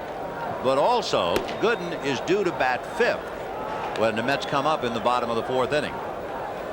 So Johnson, looking ahead, might be thinking hitter. Ball 3. On deck is Marty Barrett. And on the hands, and they got to play at 3rd. Santana goes to Johnson. A bad base running play by Spike Owen. I don't know where he was going. He just took off when the ball was hit. He'd like to take it back, and there's nothing Latchman could do because it was an easy play for Santana. That's the kind of a play that the coach tells you it's in front of you. Make sure he gets through there. Now he knows he's in no man's land, and he's out from here to next Wednesday. So Spike Owen is hung out to dry without any dispute, and with Boggs at first and 2 down, Marty Barrett will be the hitter. And he goes the other way, inside first and down the line. Strawberry over to get it. Barrett will hold at first, and Boggs goes to 3rd. So he likes that ball out there, and the Mets, who were burned last night, are burned again tonight. And Marty Barrett is 2 for 3. That is not an accident. That's just good hitting. He goes that way. A contact hitter. He was trying to hit the right field. Down the line it goes. And normally that should be a 2-base hit, but because he goes that way, they were playing over that way, and he could only get a single, but he keeps it going and gets Buckner up there. Fly ball to left field. Back on the ball is Danny Heap, and puts it away. 1 run, a home run by Henderson, and the bad play by Owen deprived the Red Sox of another. And at the end of 3 1/2, Red Sox 4, New York 2. Leading off for the Red Sox, center fielder Dave Henderson. A towering smash into left center. Dykstra to the track, at the wall, gone. Hendu hits it out, and the Red Sox lead the Mets 4-2. And look at that fan holding onto his head. Talk about history repeating itself. 7th inning last night. Jim Rice at second base, 1 out, and Rich Gedman hits a ground ball to Tim Tuffle through his legs for the error. Rice scores, and the Mets lose 1-0. Let's turn the clock back. 1973. Kenny Holtzman had doubled for Oakland. The batter is Bert Campaneris. A ground ball to the right side to the Mets second baseman named Felix Millan. Right through his legs. Holtzman scored. Campaneris scored later. It all came with 2 out. They were 2 unearned runs, and Oakland won 2-1. Now it's Darryl Strawberry, Danny Heap, and Howard Johnson. Strawberry struck out in the 2nd inning. The quiet guns of October as far as the Mets are concerned. We talked about Gooden's pitches. Vin in 4 innings made 69 so far. Clemens has made 59 pitches with that last one. 0-1 to Darryl. There's the fork ball. High drive into deep right field. Evans Evans on the track and will make the catch. And it's the difference between the fork ball and the fastball. If he had hit a fastball like that, he hits it out. He was just a little in front on the forker. He got under it, and Evans was able to drift back. You can't hit it much better than that. Classic swing. He kind of thinks it's gone. Evans, I thought right there he was decoying us. He had plenty of room. Yeah, Dewey had it all the way, and here's Danny Heap, and he takes ball one. So one away in the fourth. Heap flied to center deep, if you remember, and all Strawberry can do is think about no near and yet so far. 1-0. Remember the old expression when a pitcher was in trouble, they ought to always holler, stick a fork in him, he's done. Well, the fork has really come back now to haunt the hitters. 2-0, the count to Danny Heap. 3-0. If you talk about his pitches, his fastball number 1, slider number 2, his curveball, then his forkball. That's in order of how he uses them. High, ball 4. So Rogers fighting it. He has walked 3. He has struck out 3. And the batter will be Howard Johnson, who struck out in the second inning. This is the concern area, too, for the Red Sox, is that middle relief. This is what they were worried about. And we saw Nipper up briefly. He is not throwing now. The pen is quiet. 4-1.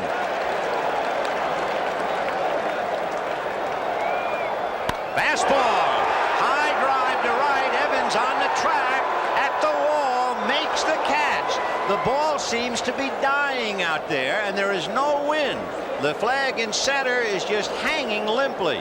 But they talk about the swirling winds here. That's a ball that everybody, including Evans, I'm sure thought was out of here. He gets a real good cut at it.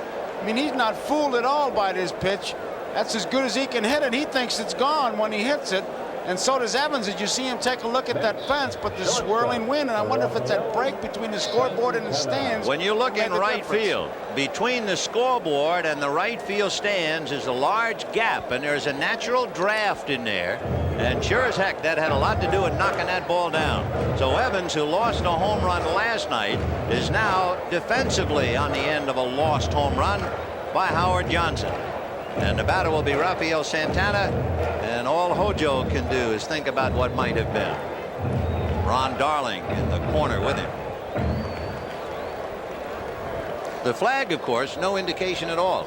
And you know, Hernandez, it doesn't sound that crazy when you stop to think about it. I mean, watching those planes land, because they land according to the headwind. In there, 0-1. So Danny Heap, who walked, still at first. The hitter is the tying run, and they've come close, but now the wind picks up a little bit and begins to blow out to right. 0-1. Fastball, that's hit into center, base hit. To second base goes Heap, and now Dwight Gooden is due up, and he will come up with 2 out. In there. Of course, 1-1. Depending, Vin, on what happens to Gooden, this will be one of the featured questions in the after-the-game interview, letting Gooden bat. If you're sitting at home, you want to manage, what would you do? Late on a fastball, hits it inside first to Buckner, who feeds Clemens coming over. A nice play for Billy Bucks as Gooden hits it inside out. And the Mets come up short, leaving 2, and we'll be right back after these messages from your local station. Well, these trivia questions are tough. Okay, Boom Boom. What did Al Capone say when surrounded by the FBI? Heck it, Bob. He's right. I don't believe it. Name the English band that performed the first rock opera. Who? He's right again. Amazing. All right. What beer tastes so good it's the second largest selling beer in America? Miller Lite. Coming right up. He won the game. This game is easy. No question about it. There's only one light beer. Miller Lite.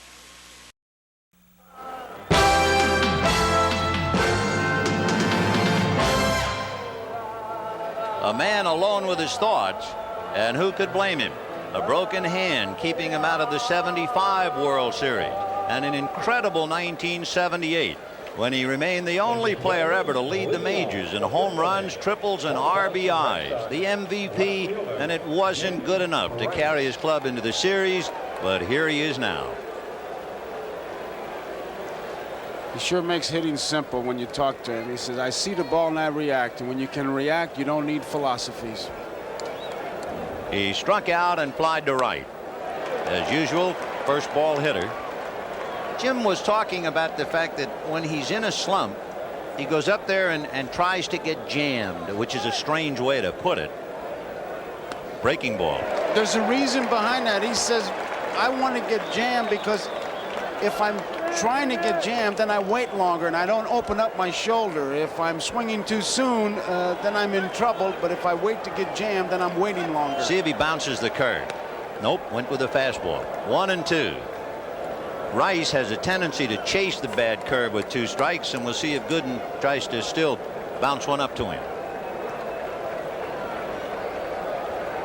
Not when you got that fastball, and there's a base hit for Rice, a fastball hitter into left field. So that means the Sox got the leadoff man aboard in the 3rd. They got a home run in the 4th, and they get a base hit to open up the 5th. That ball's the outside part of the plate. You saw him pull it. Both Hojo and Santana tried to get it. Neither one could get it, but Rice is so strong. Keep in mind that 4 times in his career he has started to swing, stopped the bat, and the torque was so great that it snapped off in his hands. Where's Dwight Evans, who walked and struck out 0 for 1. Rice held on by Hernandez. 5th inning. Red Sox 4, Mets 2.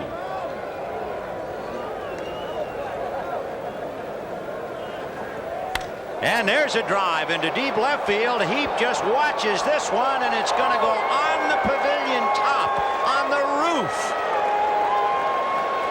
And Dwight Gooden is not good enough tonight. It is 6-2 Boston in the 5th inning. And oh, did Dewey whack that one.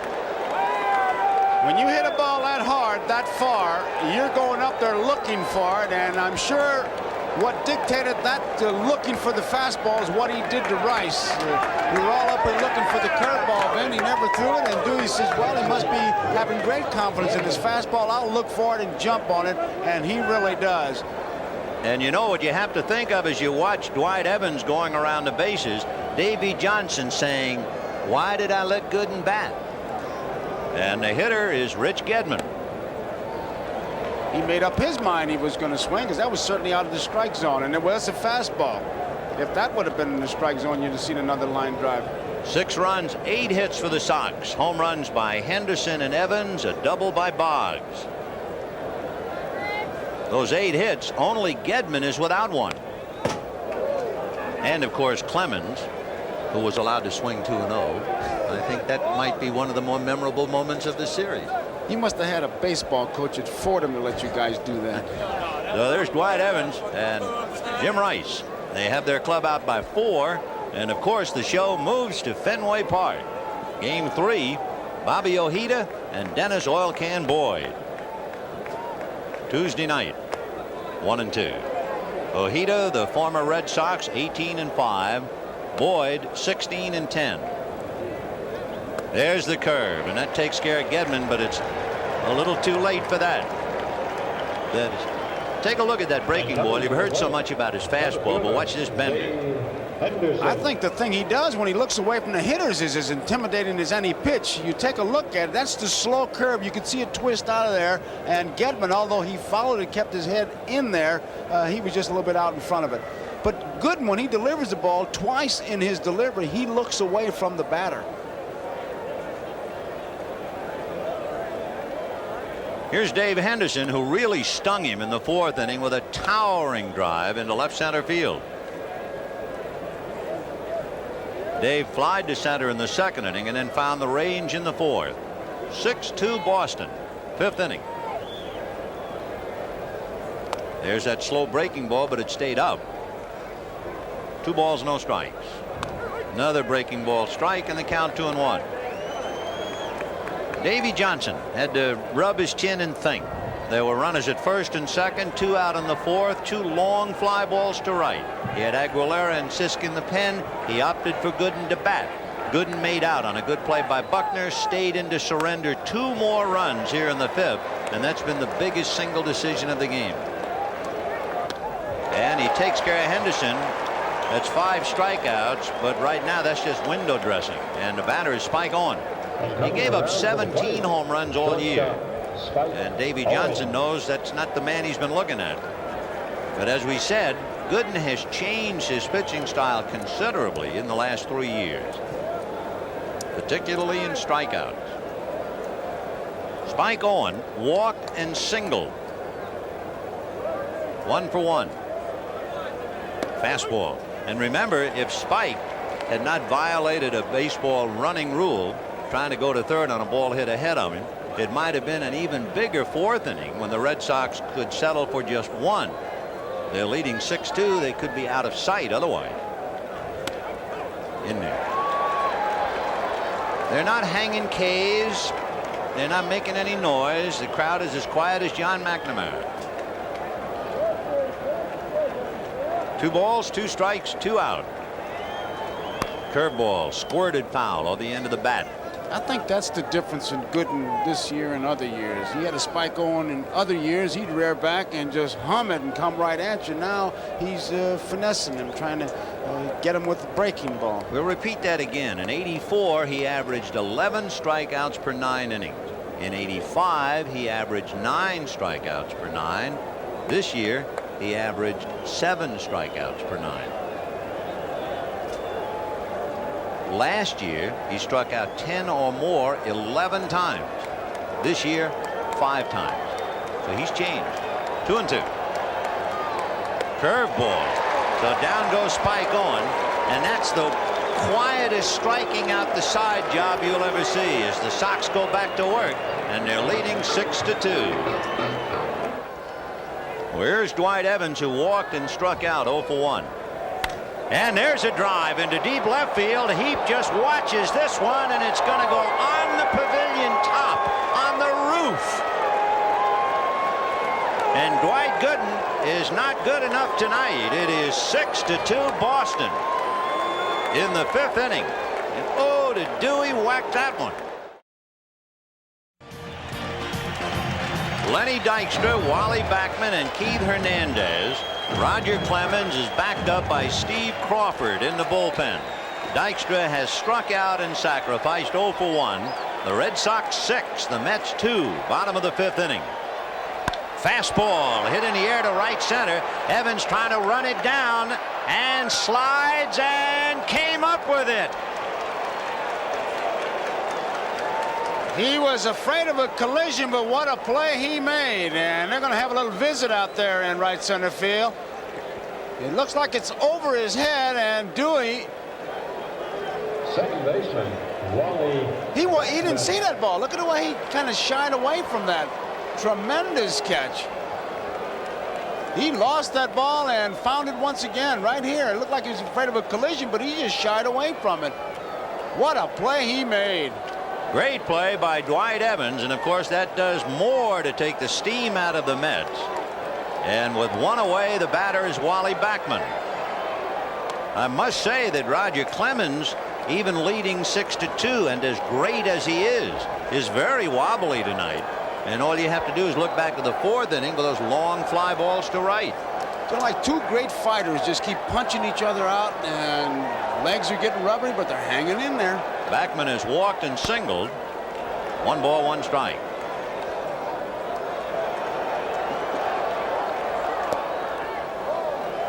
Two balls, 1 strike. Backman just trying somehow to get something started. That's why it was a bit surprising to see Dykstra hit the first pitch. They're trailing by 4, get something on, get those gunners, and you really have to play for that 3-run homer, which is not the Mets game. Now back 2-2. Ball 3.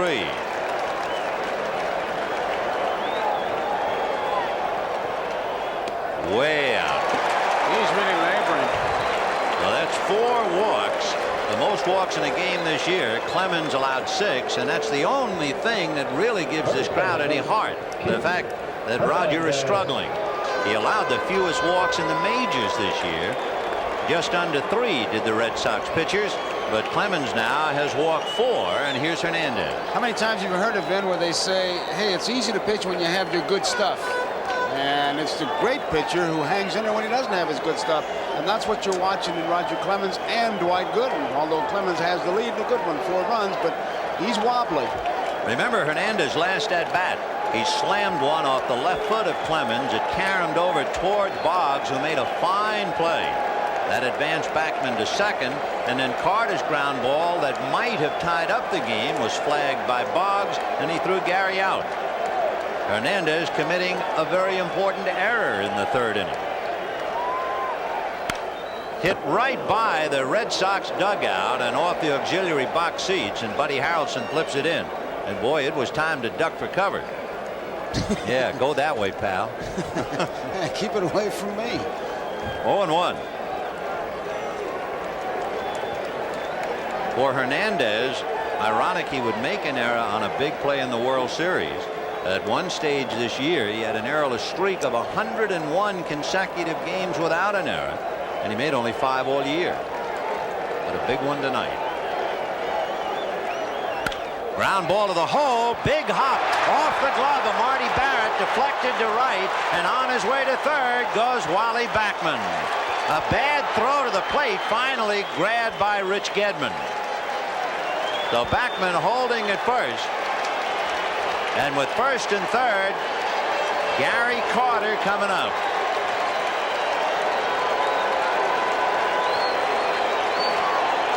Barrett gets over there, but it takes like a kangaroo hop off his glove. And John McNamara is going out to the mound. He wants to talk to Gedman. Take one more look at it. Barrett was cheating towards the bag, hoping to get a double play. John McNamara has not taken the ball, as you can see from Clemens. So leading by 4 runs. Let's see what he does. Yep. So Steve Crawford will be loosening up and now coming in. It is 6-2 Red Sox. However, the Mets have runners at 1st and 3rd with 1 out. Gary Carter coming up, and we'll be right back. Steve Crawford, who pitched in Game 5 Sunday against the California Angels, and perhaps had the quote of any post-game in the history of baseball from now and ever on. Talking about pressure, he said, if there was a bathroom on the mound, I would have used it. And we can all identify with that. I should say.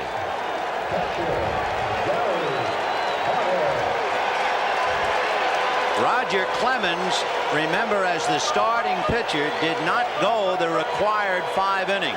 Consequently, Clemens will not have anything to do with the decision. Gary Carter flied to center and was robbed of a hit by Wade Boggs. And there's a pretty good hole on the left side. Ball 1. So they're playing him up the middle. That's the book on Carter. That's where he's been going. And Boggs was quick enough to fill the gap in the 3rd. So Backman at 3rd, Hernandez at 1st, and the only out was the catch by Evans. There's a hopper through off the glove of Owen. In comes Backman, Hernandez to second. 6-3 Boston. The run is charged to Clemens. The hit is charged to Crawford.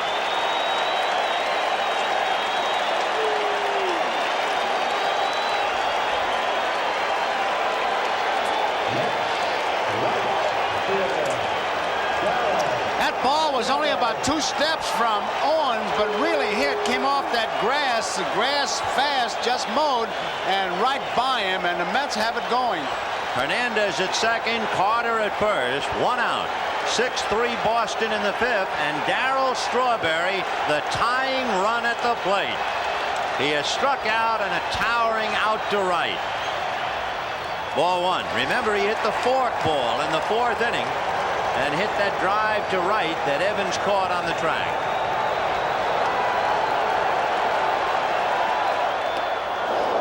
One and one. Boy, I tell you, if you like crowd noise, if it does something to you, you come to the right place and at the right time. They'll start to build again now. 1 ball, 1 strike, 1 out.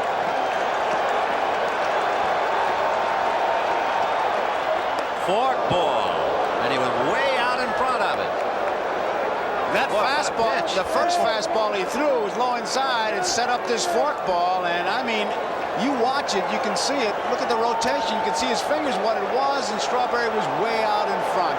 Arm speed of a fastball, but a great off-speed pitch. 1-2. 2-2. Strike 3 call.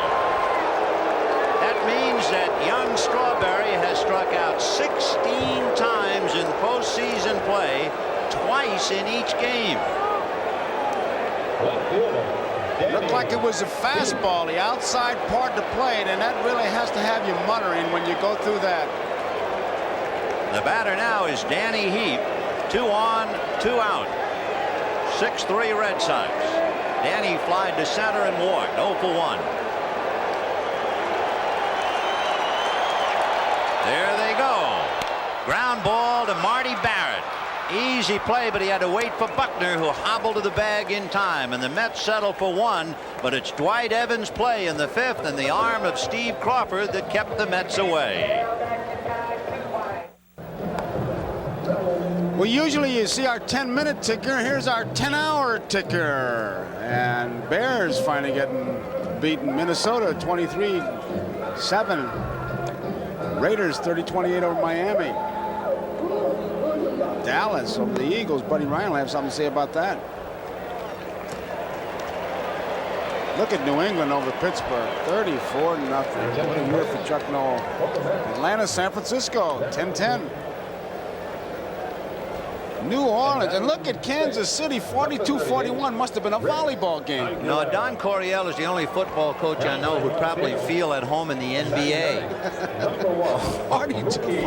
And look at Seattle and the Giants. They had a pitcher's battle over there, 17-12. There you have it, the football scores on our 10-hour ticker. Meanwhile, the Mets make a 2-for-1 switch. Since Danny Heap made the last out, Rick Aguilera comes in and will bat in Danny Heap's spot. Then you take Heap out and Mookie Wilson is in left field. That means he bats 9th, and he'll be 3rd up in the bottom of the 6th inning. Rick Aguilera, fastball, curve, and slider is his best pitch. And although the Red Sox have already hit 2 out, Henderson and Evans, Davy Johnson brings in a pitcher who gave up the most home runs on the staff. He did a great job in relief against Houston. He went 5 innings against the Astros, no runs. He had one problem this year, and it was when the Mets clinched. In the raucous, riotous celebration, a fan jumped on him on September the 17th, and Aguilera hurt his left shoulder. Now, that set him back a bit. He also has a pretty good bat, although it's very doubtful that he'll have a chance to swing it. Meanwhile, Steve Crawford has his first major league at bat.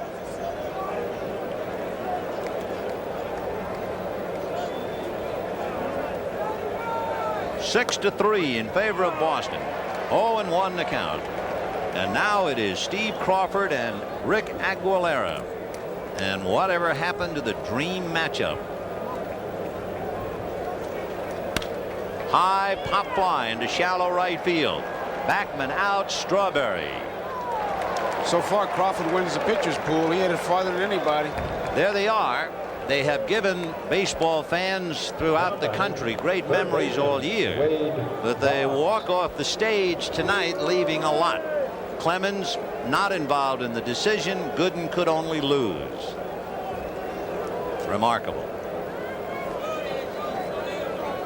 So the greatest pairing since Lunt and Fontaine here in New York, and they're gone. And here's Boggs. Right. Robbed of a hit by Backman. Double to left to drive in a run. Then aboard on a fielder's choice when he grounded to short in the 4th inning. I asked Wade Boggs, I said, when do you really put yourself in gear to hit? He said, when the pitcher starts to turn, I start to turn. In fact, he's got a dance term. He calls it cheek to cheek. 1 ball, 1 strike. Subtle devil. 2-1. Smooth talking stranger. Wade Boggs. From Florida. Too bad he's not from Texas. 1 for 3. Ball 3.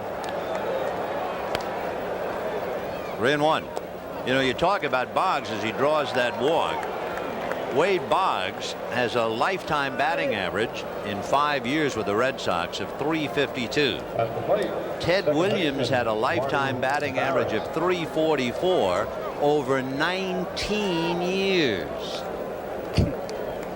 19, and he missed a couple of years because of the war. I can still see him hit those hard sinkers. It looked like they were going to go out of the ballpark and they zoom right down. You know, talking about Ted Williams, there's another great hitter in the ballpark tonight. Oh, yeah, we saw him. Yeah. There goes Boggs, and the ball is hit slowly to short. Santana in a hurry. Off-balance throw gets him, but Barrett did his job with the runner going. Roll down. Every great batter works on the theory that the pitcher is more afraid of him than he is of the pitcher. And I can hear Bob Gibson right now saying, oh, yeah. You know, we were talking about great pairings, and in the course of it tonight, we talked about the Bob Gibson, Denny McLain pairing. They were each MVP that year. McLain won 31. Gibby won 22 when they met in the '68 series. But the year that Bob Gibson had in 1968, to me, is as great a year as I have ever heard of. He was never knocked out of a game, and he made 34 starts. Never knocked out. 4-1. He completed 28 of the 34 starts. Completed them. And his earned run average was 1. 2-0 to Bill Buckner.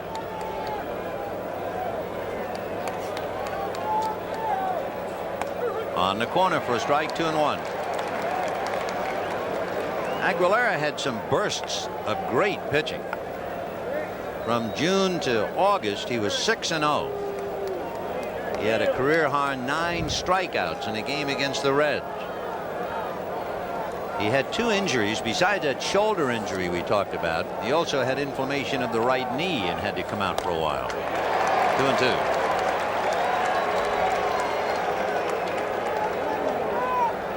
What if Carter got hit again? I saw him just shaking his head once again. That backswing, he's talking to Jim Evans about it. He's going to talk to Walt Riniak about it soon. Yeah, see, he did get a little tap there. I tell you get those. By the time the year's over, you're just glad to get away from people. I can hear Carter now. Top hand fly my foot. Yeah. Killing me. 2-2.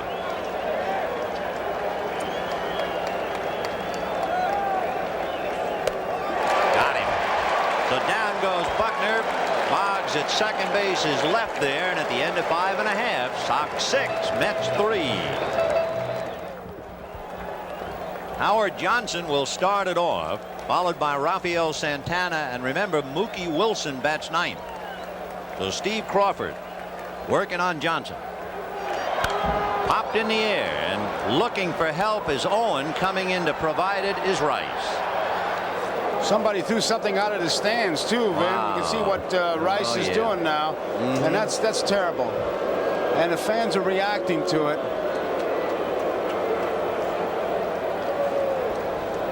Looks like a ball of sorts. So Jim Rice makes a good play. Fan trying to distract him. Wow, did you see that thing go by like Halley's Comet? And you can see Rice pointing towards it. No need for that. What Sambito said, and it really is sharpened up now, he said since September the 1st, the Boston bullpen has fewer losses than any team in baseball. And remember, the Boston bullpen did not lose a game at Fenway Park all year. They're going to check it first. No swing, says Harry Wendelstedt, and the count 1 ball and no strikes. And the Boston bullpen, the only team to have 3 men with 9 or more saves. And Crawford is trying to make that statement stand up. 1-0 to Rafael Santana. Ground foul. Buddy Harrelson, who played every inning of 2 World Series for the Mets in '69 and '73. You might remember he got into a wildly written about fight with Pete Rose. Boy, I can see why you'd want him as a coach. He's very active before the game. In the pitched game. batting practice. Yeah. He's a good one. 1-1. Strike. You know, I was saying that before, that the Red Sox were getting ready for Gooden by having Bill Fisher and Glenn Hoffman pitch batting practice. The Mets were getting ready for Clemens with Buddy Harrelson and Greg Pavlik. So how important is batting practice? 2-2. This time of the year, it's just to break a sweat. If you're not ready by now. I mean, I would think if you really wanted to get ready for flamethrowers, you'd stand 5 feet in front of the plate if Buddy Harrelson is pitching batting practice. Maybe 10 feet. Maybe 10.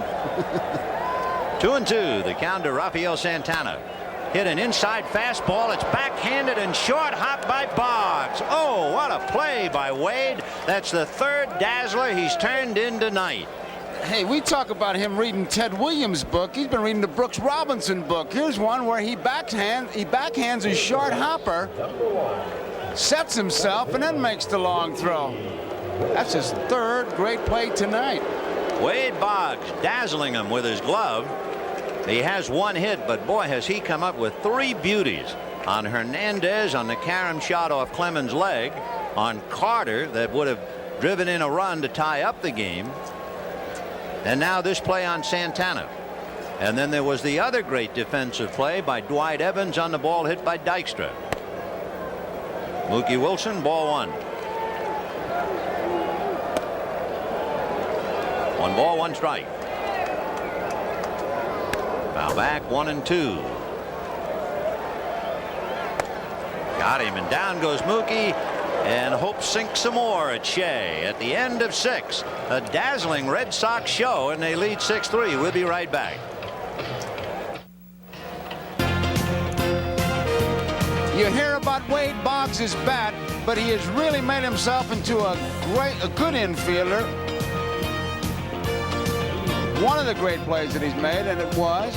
And Evans, he could have made this play easily if he thought he was the only guy in the ballpark, but thinking collision and may have lost it a bit. He dives and holds it, and once again, here's Boggs. Backhanded this time.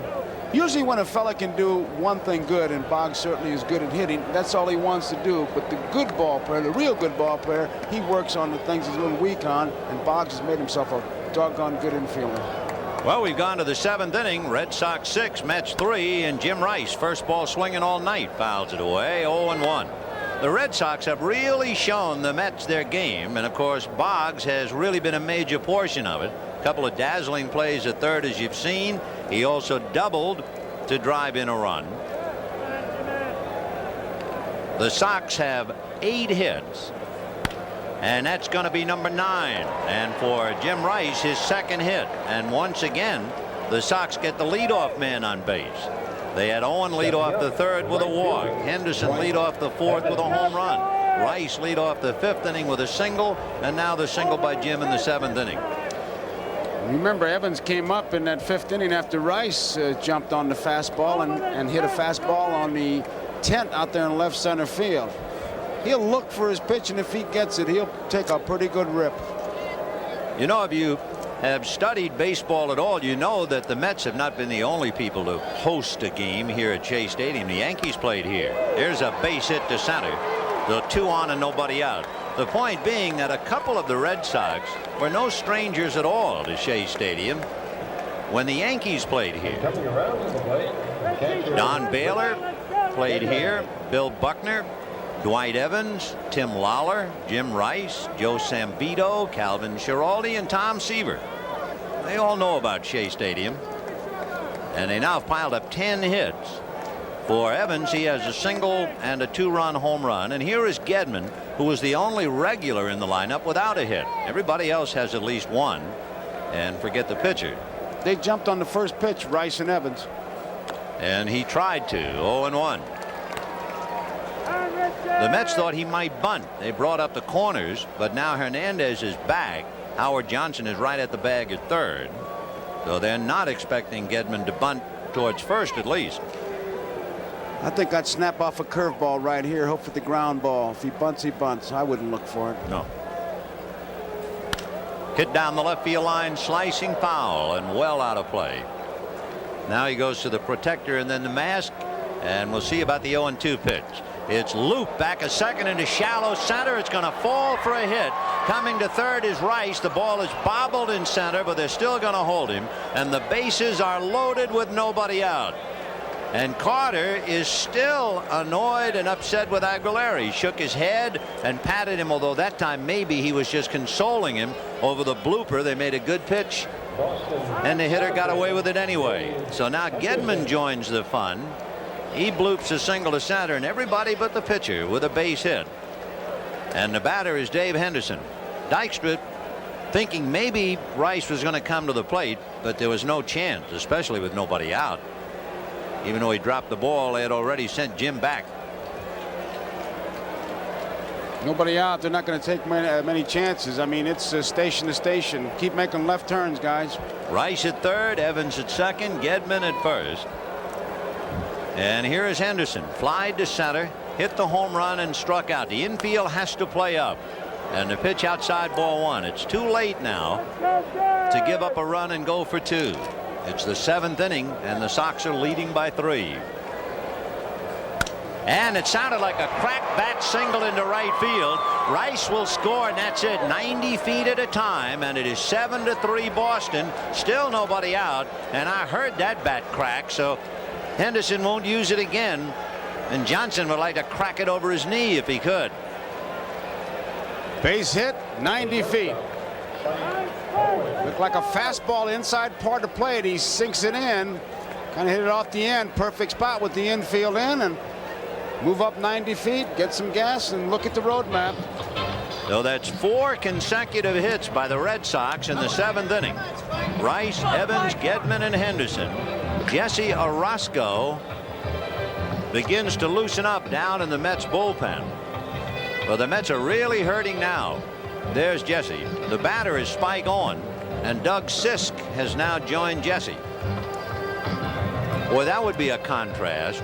Orozco hanging on, having to strike out Kevin Bass for the big out in the big game, and then to be brought in mopping up in a 7-3 game.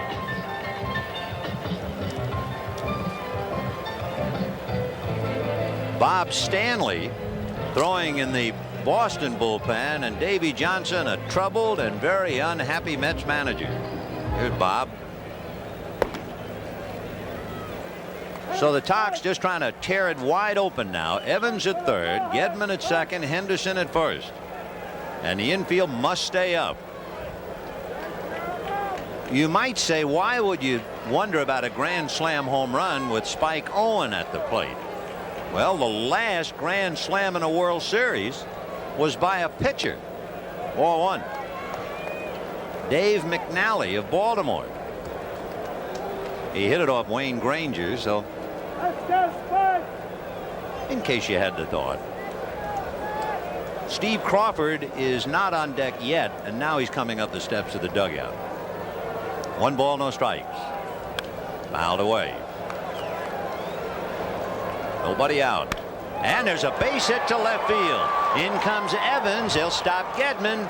You go 90, I go 90, and we go up 8-3, say the Sox. It looks like they're playing one of those video arcade games. You get a hit, and they all just move up. They just move up. So that's 5 consecutive singles, like needles, acupuncture applied to Dave Johnson. But not to relieve pain, but to give pain. And it's time to go to the chewing tobacco. And that's one of the tip-offs. When Davey Johnson puts a chew in his mouth and heads for the mound, that's all for the pitcher, and the pitchers know that. And he's got a mouthful right now, and Mike Greenwell is going to come up and bat for Crawford and try and just dismantle the game, but not before Davey goes out to the mound. That's a ritual. A chew of tobacco and a hook for the pitcher. So it is 8-3 Boston. Bases loaded, nobody out. The Sox are out of sight. There are 55,063 here at Shea, but it is a greatly deflated ballpark. Now we see empty seats. Now we see people heading home. Now, for the first time tonight, the enthusiasm has gone down the drain. The bubble has been burst. The air is out of the balloon. You can use all the cliches, but the city of New York knows it's in trouble. The Mets are down 8-3. Unless they come up with a remarkable rally, they will lose their earrings and their straw hat, and they will take the act to Boston, where Fenway Park awaits Bob Ojeda, and the oil can will be on the mound. When you got a big lead and you see that happen, the expression is they must be selling fire in the stands. Well, Jesse Orosco, just a couple of days ago, the most dramatic moment, striking out Kevin Bass with sliders and all of New York holding its collective breath. And now mopping up. 8-3 Boston in the 7th. Here's Mike Greenwell batting for Crawford.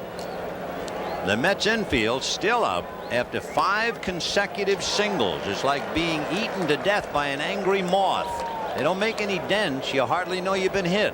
But Rice singled, Evans singled, Gedman singled, Henderson singled, Owen singled. Nobody out, bases loaded, 2 in, 8-3 Boston.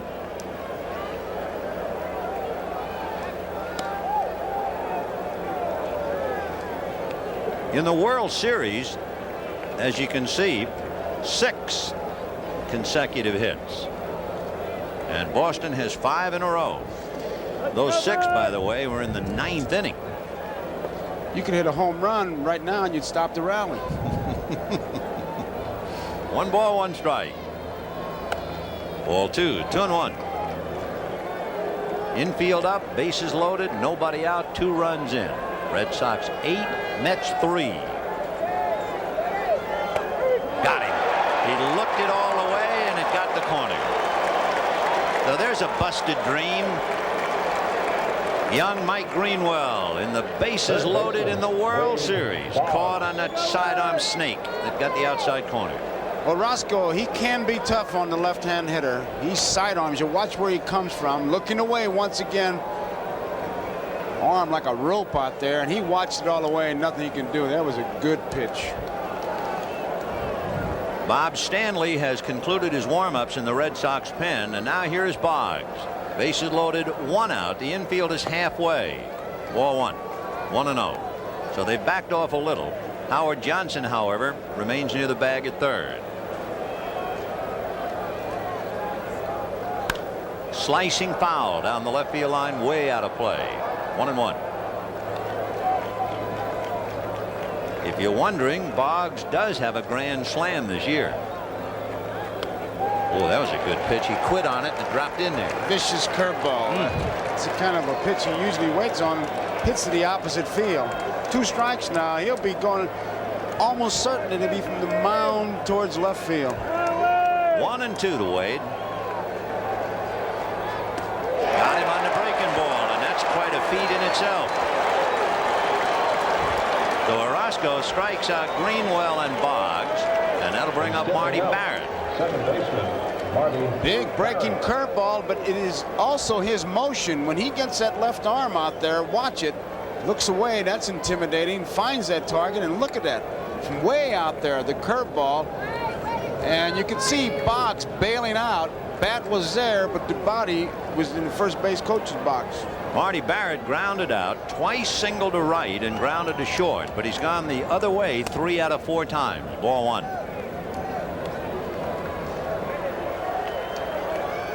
And he hits it in the air to left center. Dykstra trying to run it down. He does.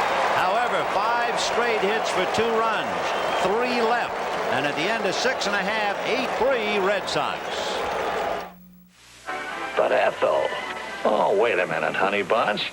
Yeah, I know I was going to see you downtown, but I got to meet Ricky. All right, I might as well tell you the truth. I'm going to the ball game. You want to go too? Oh, boy. It's a wonderful game. It's a game for the whole family. So let's all forget our worries and have fun at the ball game whenever we can get to one. What do you say? Let's go. The preceding message was furnished by Major League Baseball.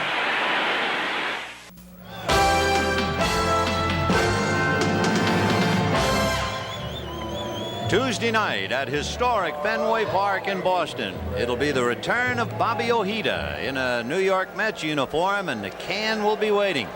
Tuesday night. But we still have plenty of tonight left. 3 innings to go, and Bob Stanley, the big guy with a good palm ball. He'll be working on Lenny Dykstra. 1 ball and no strikes. So the Mets got what they wanted. They got into the Boston bullpen early enough, but Crawford shut them down, and now Stanley's trying to do it. A hopper into left field. Base hit for Dykstra.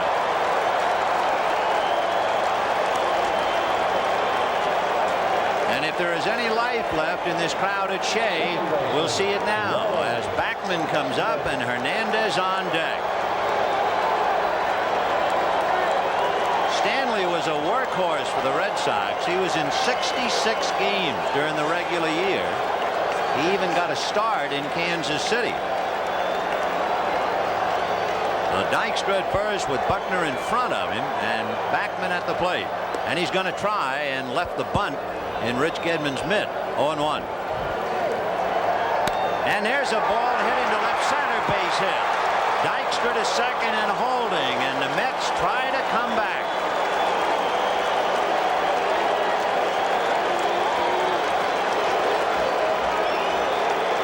I'm sure that McNamara would like to keep Schiraldi out of there, but you never know. There's some action. Somebody's getting up.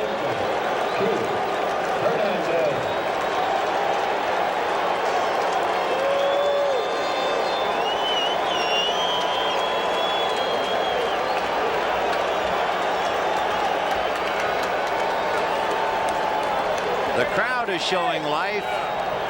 The Mets pen quiet, but now Fernandez throwing. Calvin Schiraldi gets up in the Boston bullpen.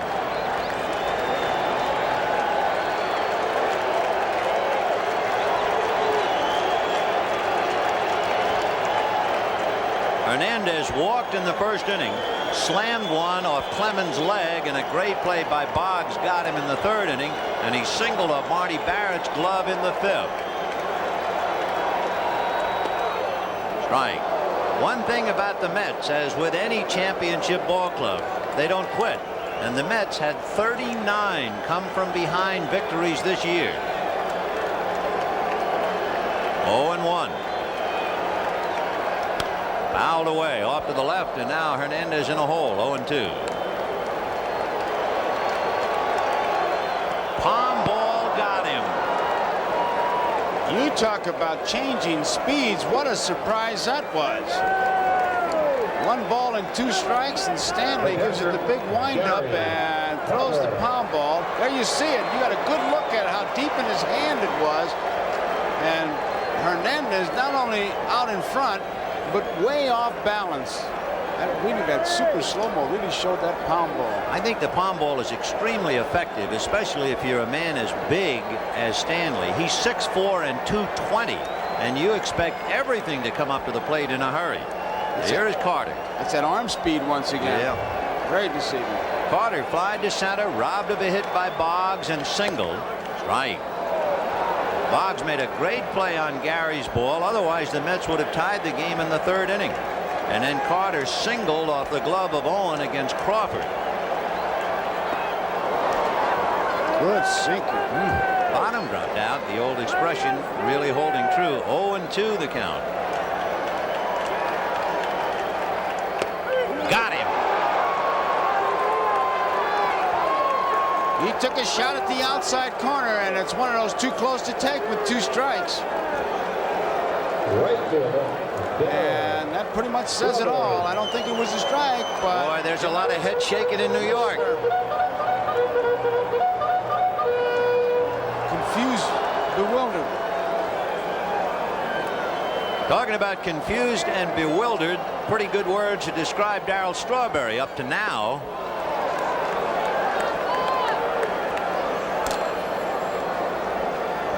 Here's that pitch to Carter. Look at Gedman setting up. There was no doubt in Evans' mind. 0-1. 1 ball and 1 strike. Vin, if I was Strawberry right now, I would look, as we look at Carter, I would look for the palm ball right now and just guess and give him a strike. Can't do any worse than that. He has struck out twice tonight. Ball 2, 2-1, and he has had as humiliating a time in the postseason activity as any big hitter.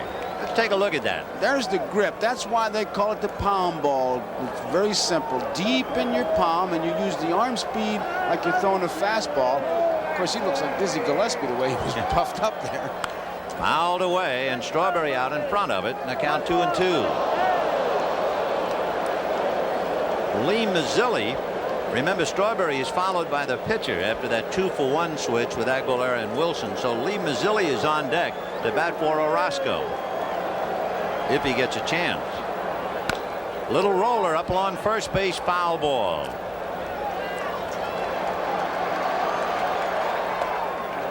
Three and two. Tell you one thing, I don't know how in the world you can throw a palm ball for a strike, and the Mets are probably wondering that too. Hernandez is angry, visibly affected about the way that ball fooled him to strike him out. 3-2, runners go. One hopper, staying with it is Spike on. Low throw, Buckner digs it out. It's as if they're trying to tantalize the Mets. 2 are left, and at the end of 7, 8-3 Boston. Leading off the 8th inning for the Boston Red Sox, first baseman Bill Buckner, followed by Jim Rice, and then Dwight Evans against Jesse Orozco. Right. I look at Buckner, Vin, with those high-top shoes and that mustache, and I think of my T206 old-time bubblegum cards like he was with the Highlanders.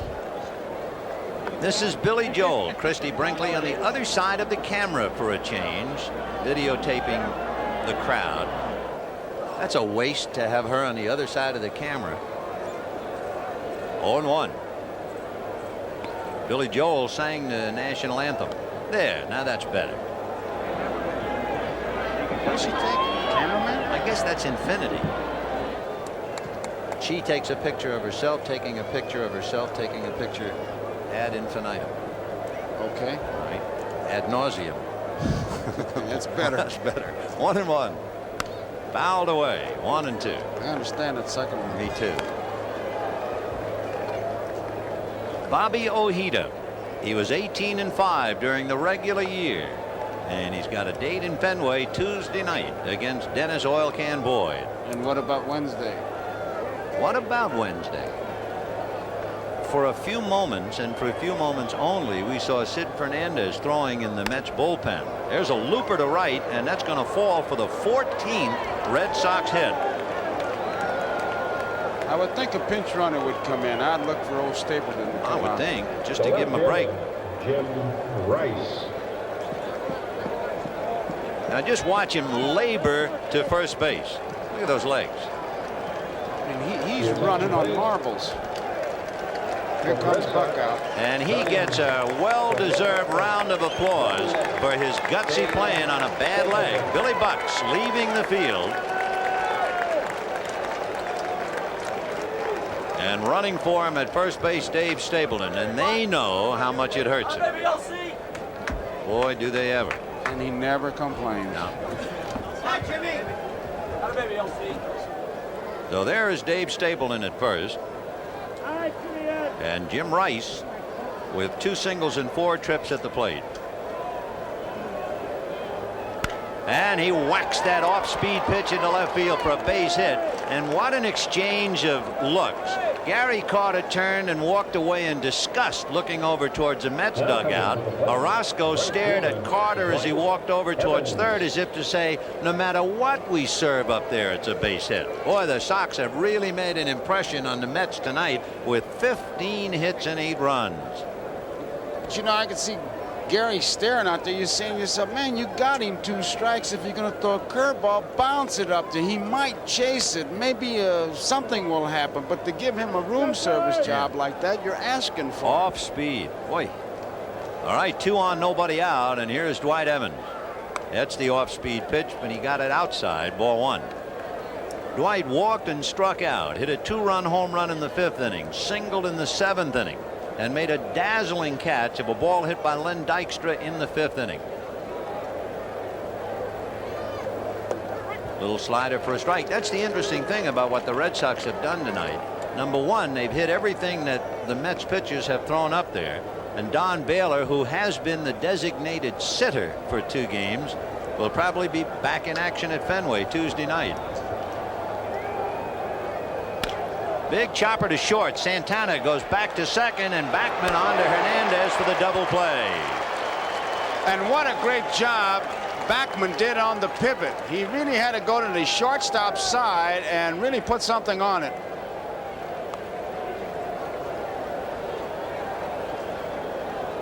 Santana gives him a good ball ahead. Now watch where he ends up. Try to take him out to play, but he really made a great pivot. A rolling block by Jim Rice to no avail, and with 2 down, Dave Stapleton is at third, and the batter is Rich Gedman. Can you imagine what Rice must sound like coming down to Backman, like the 5:15 leaving Grand Central? Bill Gedman with 2 out in the 8th, 8-3 Boston. Ball 1, 1-0. When the Mets hit in the bottom of the 8th, there'll be a hitter for Orozco, then Johnson and Santana and Wilson batting 9th and 4th in the inning. Rice down the stairs and out of view.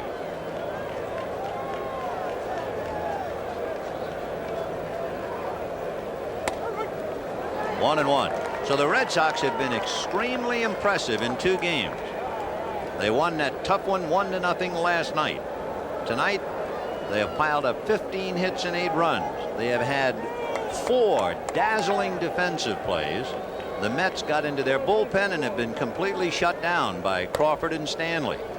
And all the while, Davy Johnson and Mel Stottlemyre can only sit and sip hot coffee and wait.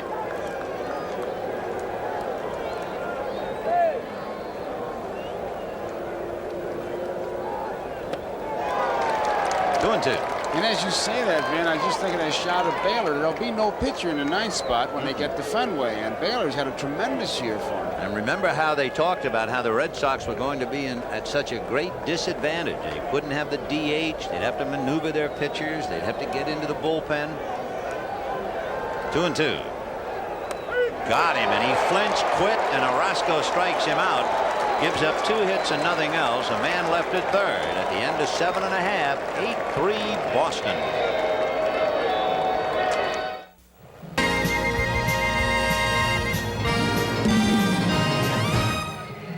Pictures showing you the despair of the Mets, at least at this stage of the World Series. And a date in Fenway Tuesday night. Not exactly a lot of rah-rah down there. Howard Johnson is reaching up towards the heater. And Gary Carter's had a long night.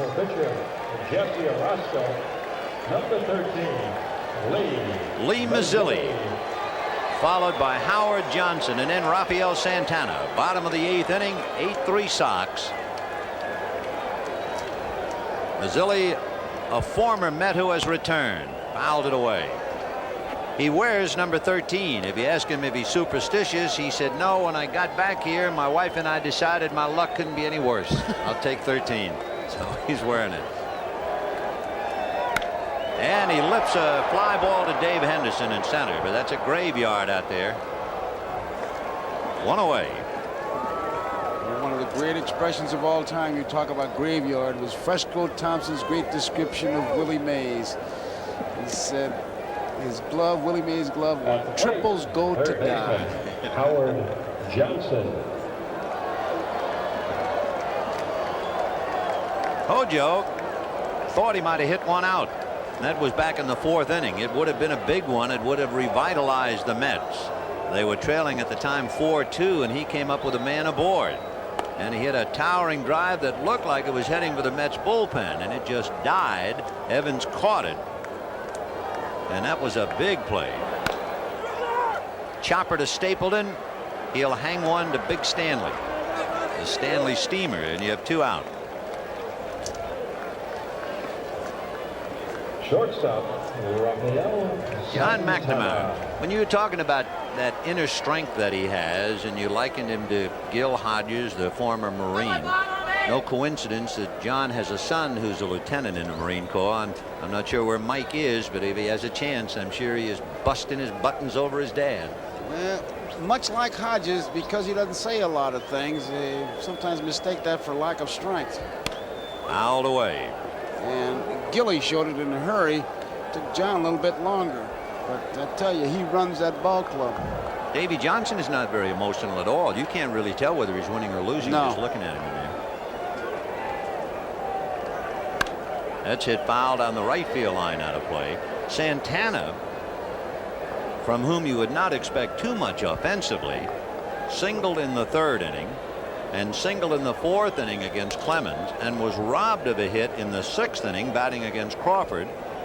He got a high inside fastball and he blackjacked it, and Wade Boggs backhanded and short hopped it and threw him out. That was in the 6th. Well, that's one of the things the Red Sox scouts told their ball club, that Santana is hot, swinging the bat in good shape. 1 ball, 2 strikes. Got him on the breaking ball, and that chills him. Boy, he backed him out of there. He came sidearm, and that took it. There's Tuffle. 3 strikeouts, and it's still 8-3 Sox. The big Hawaiian will hang 10 on the rubber now as we go to the 9th inning. Sid Fernandez. Youngster will be the 4th Mets pitcher. Dwight Gooden, then Aguilera, Orozco, and now Fernandez. He will be pitching to Dave Henderson, Spike Owen, and then Bob Stanley. Fernandez, a 16-game winner. In seeing him pitch tonight, you begin to think more and more about Game 4. Johnson was pretty sure he was not going to expose his young left-hander, who was inclined to be a little wild anyway, to Fenway Park. But now all of a sudden you're starting to wonder. Aguilera pitched a while. He pitched almost 2 innings tonight. Got to be Darling. And would you bring Darling back? Darling last night went 7 innings. Knocked on his numbers in the collision by Henderson. It would appear as if he would be the logical choice. Line drive, 16th hit for the Boston Red Sox. And Fernandez is welcome to the club. 8 hits off Gooden, 5 hits off Aguilera, 2 off Orozco, and now this one against Fernandez. Tuesday night's game is going to be something. I mean, you talk about drama. Fenway Park. The Mets played there once in a meaningless exhibition game. They will be playing for their baseball lives, and it will mark the return of Bobby Ojeda to Boston against the Can. Right. When you talk about Oil Can Boyd, and they talk about the guy's got 6 pitches, natural ability all over the place. Ojeda's done some job and familiar with Fenway Park. And there he is. And I would think the Boston fans will probably make a little noise. Oh. Fouled away, and the count 0-2. Listen, this ball club, I tell you, they waited a long time to make some noise. Ground ball up the middle, and even though it hit the side of the mound, that couldn't take the sting out of it. That's 17 hits. So there are runs in the stockings, and there are 17 hits to go along with them. Number 46. 2 on, nobody out. It's the 3rd hit for Owen. Yep. Henderson 3. And remember, he hit it right-handed. Spike Owen with 3 hits and a walk. And the batter is Bob Stanley. Oh, he wants to crack a bat so he can put it in his trophy case. I know he's videotaping this. Johnny Mack wants him to sacrifice, or at least the Mets think so. Let's see. Yep. Hernandez right on his neck, and he fouled it back. 0-1. And he's going to push the bunt, foul. Look at Hernandez saying, that's okay. You want to do that? That's all right. He's laughing. I tell you, guy's a battler, man. And Stanley pushes at it. Wants to push it past Hernandez. Boy, these Red Sox pitchers are something. Clemens swings 2-0. Stanley's not content with bunting. He's going to push one by Hernandez. I mean, they love it, huh? Look at this kid laying that one foul. Well, Stanley at least hit the ball. It's a moral victory because the last thing he wanted was to get a mark on the bat, and he at least got that. Sure did. Though Hernandez did not get the force. Stanley striking out, bunting foul. 2 on, 1 out, and here's Wade Boggs.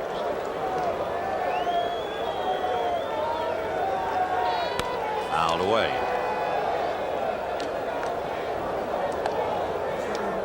I figure we're 3 hits away from even talking about the record, but if you wonder, the record is 20 hits.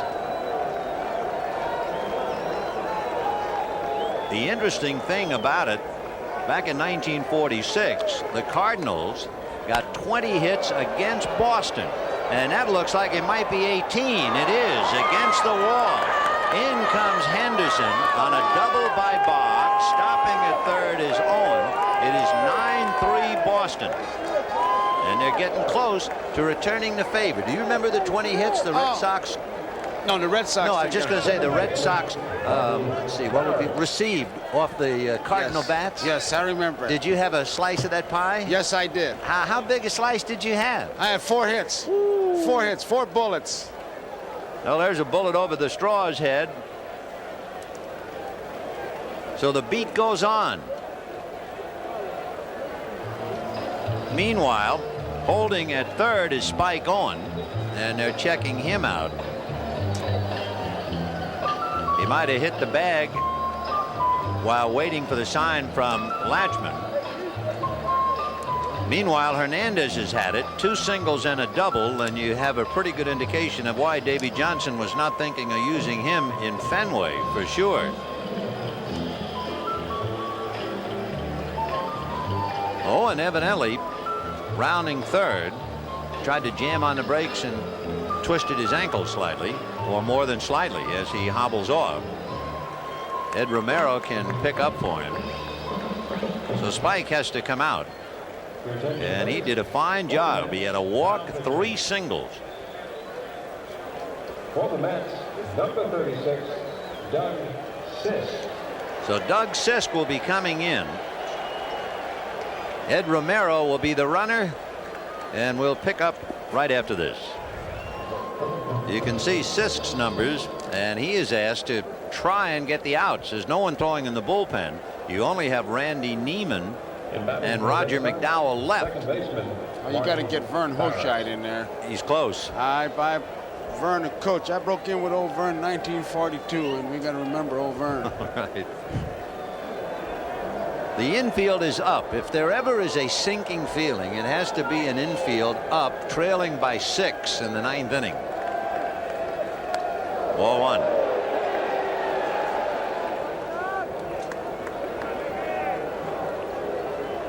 And now they're going to put him on.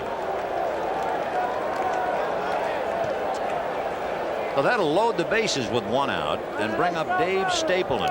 Remember Buckner, when he singled in the 8th inning, they took him out and Stapleton ran for him.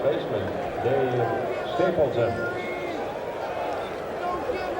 Isn't that something? What happens to a ball player? You talk about a staircase to paradise. That's the staircase to the cellar. Wrong way.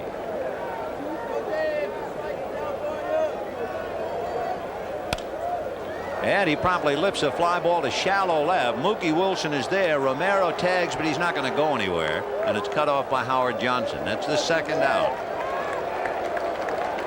And Jim Rice will be coming up with the bases loaded.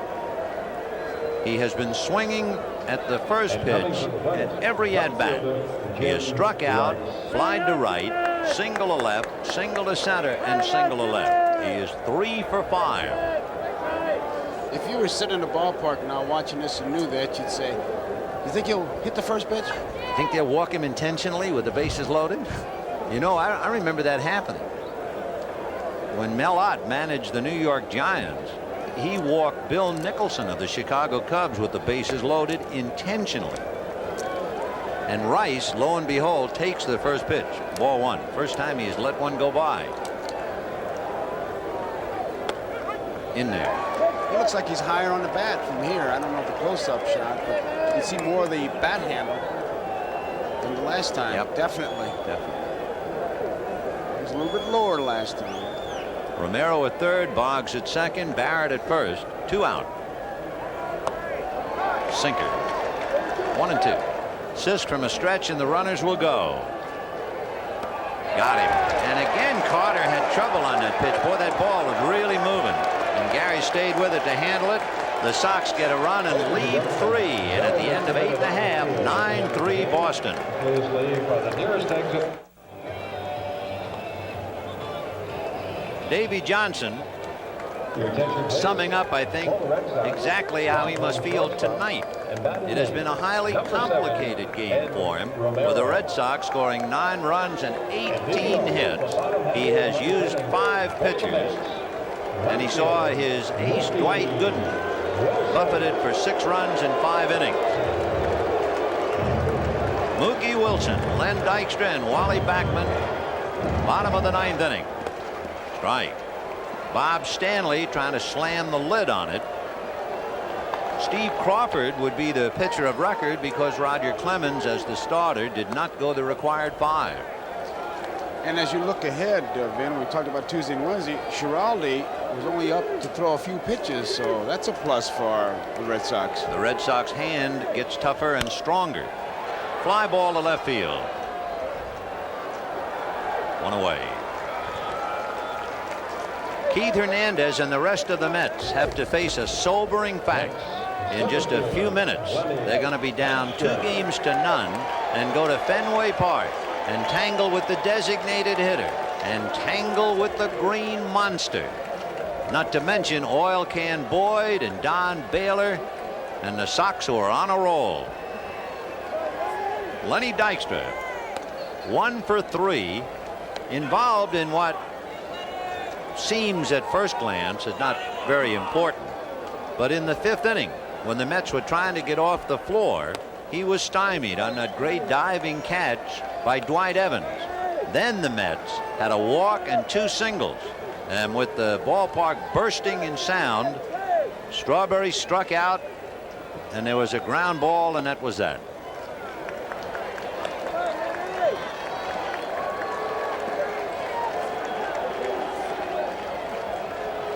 For the Red Sox, when we say they are on a roll, remember they were down 3 games to 1 to the Angels and jerked the rug out from under California. They had to win 3 straight from California, and they did it. They came into New York, and they're trying to win 2 straight here. So if the Sox win this game, they will have won 5 straight clutch ball games. They're 2 outs away from doing it.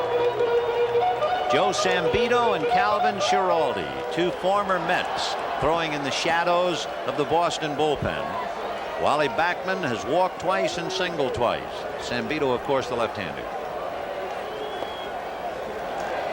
And Bob Stanley wants a new ball.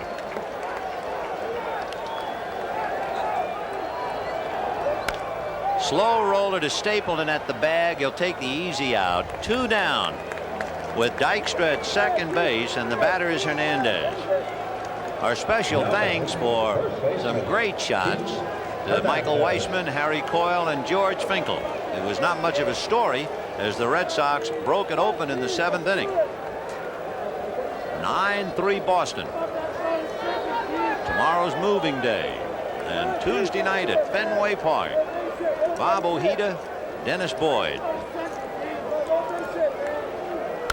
High drive into deep center. Henderson digging to the track at the wall. He's got it. And that summed up the Mets all night. They've been a buck short, and the Red Sox, who were supposedly almost a 3-1 underdog team, have swept 2 in New York. They have sent Davy Johnson and the Mets back to the gloom. And we'll see if it continues at Fenway Tuesday. For the New York Mets, disillusionment, and for Wade Boggs and company, they feel they're a team of destiny, especially after they won that big game against the Angels, and it is held up. Tonight's NBC Miller Lite player of the game would be Wade Boggs, and Miller Lite happy to present a check for $1,000 in the name of Wade Boggs to the National Multiple Sclerosis Society. Boggs took a hit away from Hernandez, took a hit away from Carter, took a hit away from Santana. He doubled and scored a run, then he doubled again in the 9th inning, and so Wade gets the honor indeed. But the Sox get the win. That is the big one. You know, you come into a park, you say, well, if we can split, win 1 and lose 1, we'll be happy. 2-0, they really have to feel that they can do some big damage in Fenway. It must have seemed like an eternity to the New York Mets, and it was close. 3 hours and 37 minutes. Wade Boggs has to be the man of the moment. Let's go to him and to Bob Costas. All right, Vin, thanks very much. You know, Wade, a few years ago, most observers would have named you a less than average defensive third baseman. Everybody talks about the 3 batting titles, but you've worked to become effective with the glove. Most definitely. I come out every day and work 15, 20 minutes extra on the ground balls. The fielding doesn't come easy, and I have to work a lot harder on my fielding than I do my hitting, and it's paying off. You made a play on Mookie Wilson in the 7th last night. We're looking at a couple of the plays you turned in tonight, but in the 7th to take a hit away, and that preserved the 1-0 lead for Bruce Hurst last night, and at least 3 fine plays tonight. Well, I didn't get any hits last night, but I felt like I went 4 for 4 with that diving play that I made that eventually saved the tying run. And the only way you can do is contribute in games like this, and I'm just going out there trying to do the best I can. When people look at a guy with a lifetime batting average of .352 and 3 batting titles, they figure it's been a success story throughout, and yet just a few years ago, the Red Sox organization left you unprotected. Any team in baseball could have had you for 25 grand, and they all passed. Well, I'm glad they did, because my heart's in Boston, and I'm just doing all I can to contribute in this World Series. You guys have won 5 in a row after coming back from the brink of elimination, down 3-1, and now you're up 2-0 heading back to Fenway. Got to be a great feeling. It's a great feeling. This team's got a lot of heart, and they've never given up all year. We've had a lot of adversity on the field and off the field, and we just put forth the effort, and it's paying off. Thanks, Wade. The other side of the emotional scale, embodied by Gary Carter. He's on the other side of the field with Marv Albert. Marv?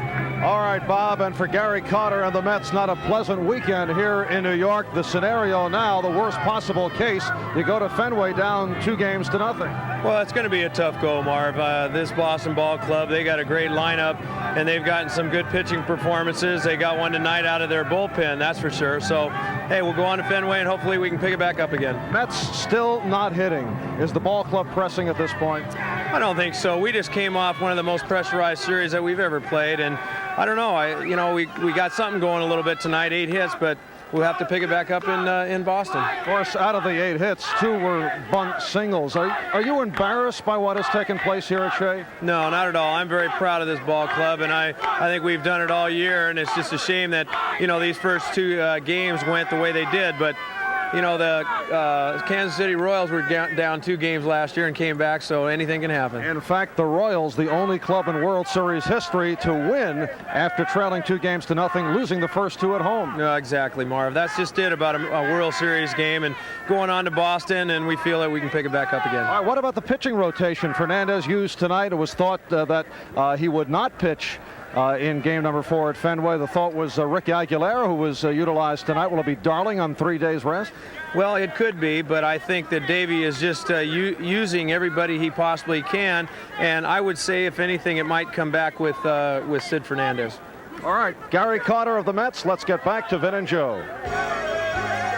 Well, thank you, fellas. And it's pretty easy for Wade Boggs on the ecstasy roll to be on the show. And our thanks to Gary Carter. I know he had to bite the bullet every second he was talking to Marv Albert. He's a class guy, Vin. It's it hurts more to lose than it feels good to win. You betcha. Well, remember, Tuesday, the World Series continues with Game 3, 8 p.m. Eastern Time from Fenway Park in Boston on your World Series network, NBC. It'll be Bobby Ojeda. What a story. The former Boston Red Sox comes back with an 18-5 record against Dennis Oil Can Boyd, a youngster who was emotionally upset at the All-Star time, suspended, returned, and now trying to make it 6 straight for Boston.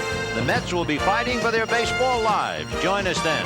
Till then, for Joe Garagiola, Vin Scully wishing you a pleasant good evening.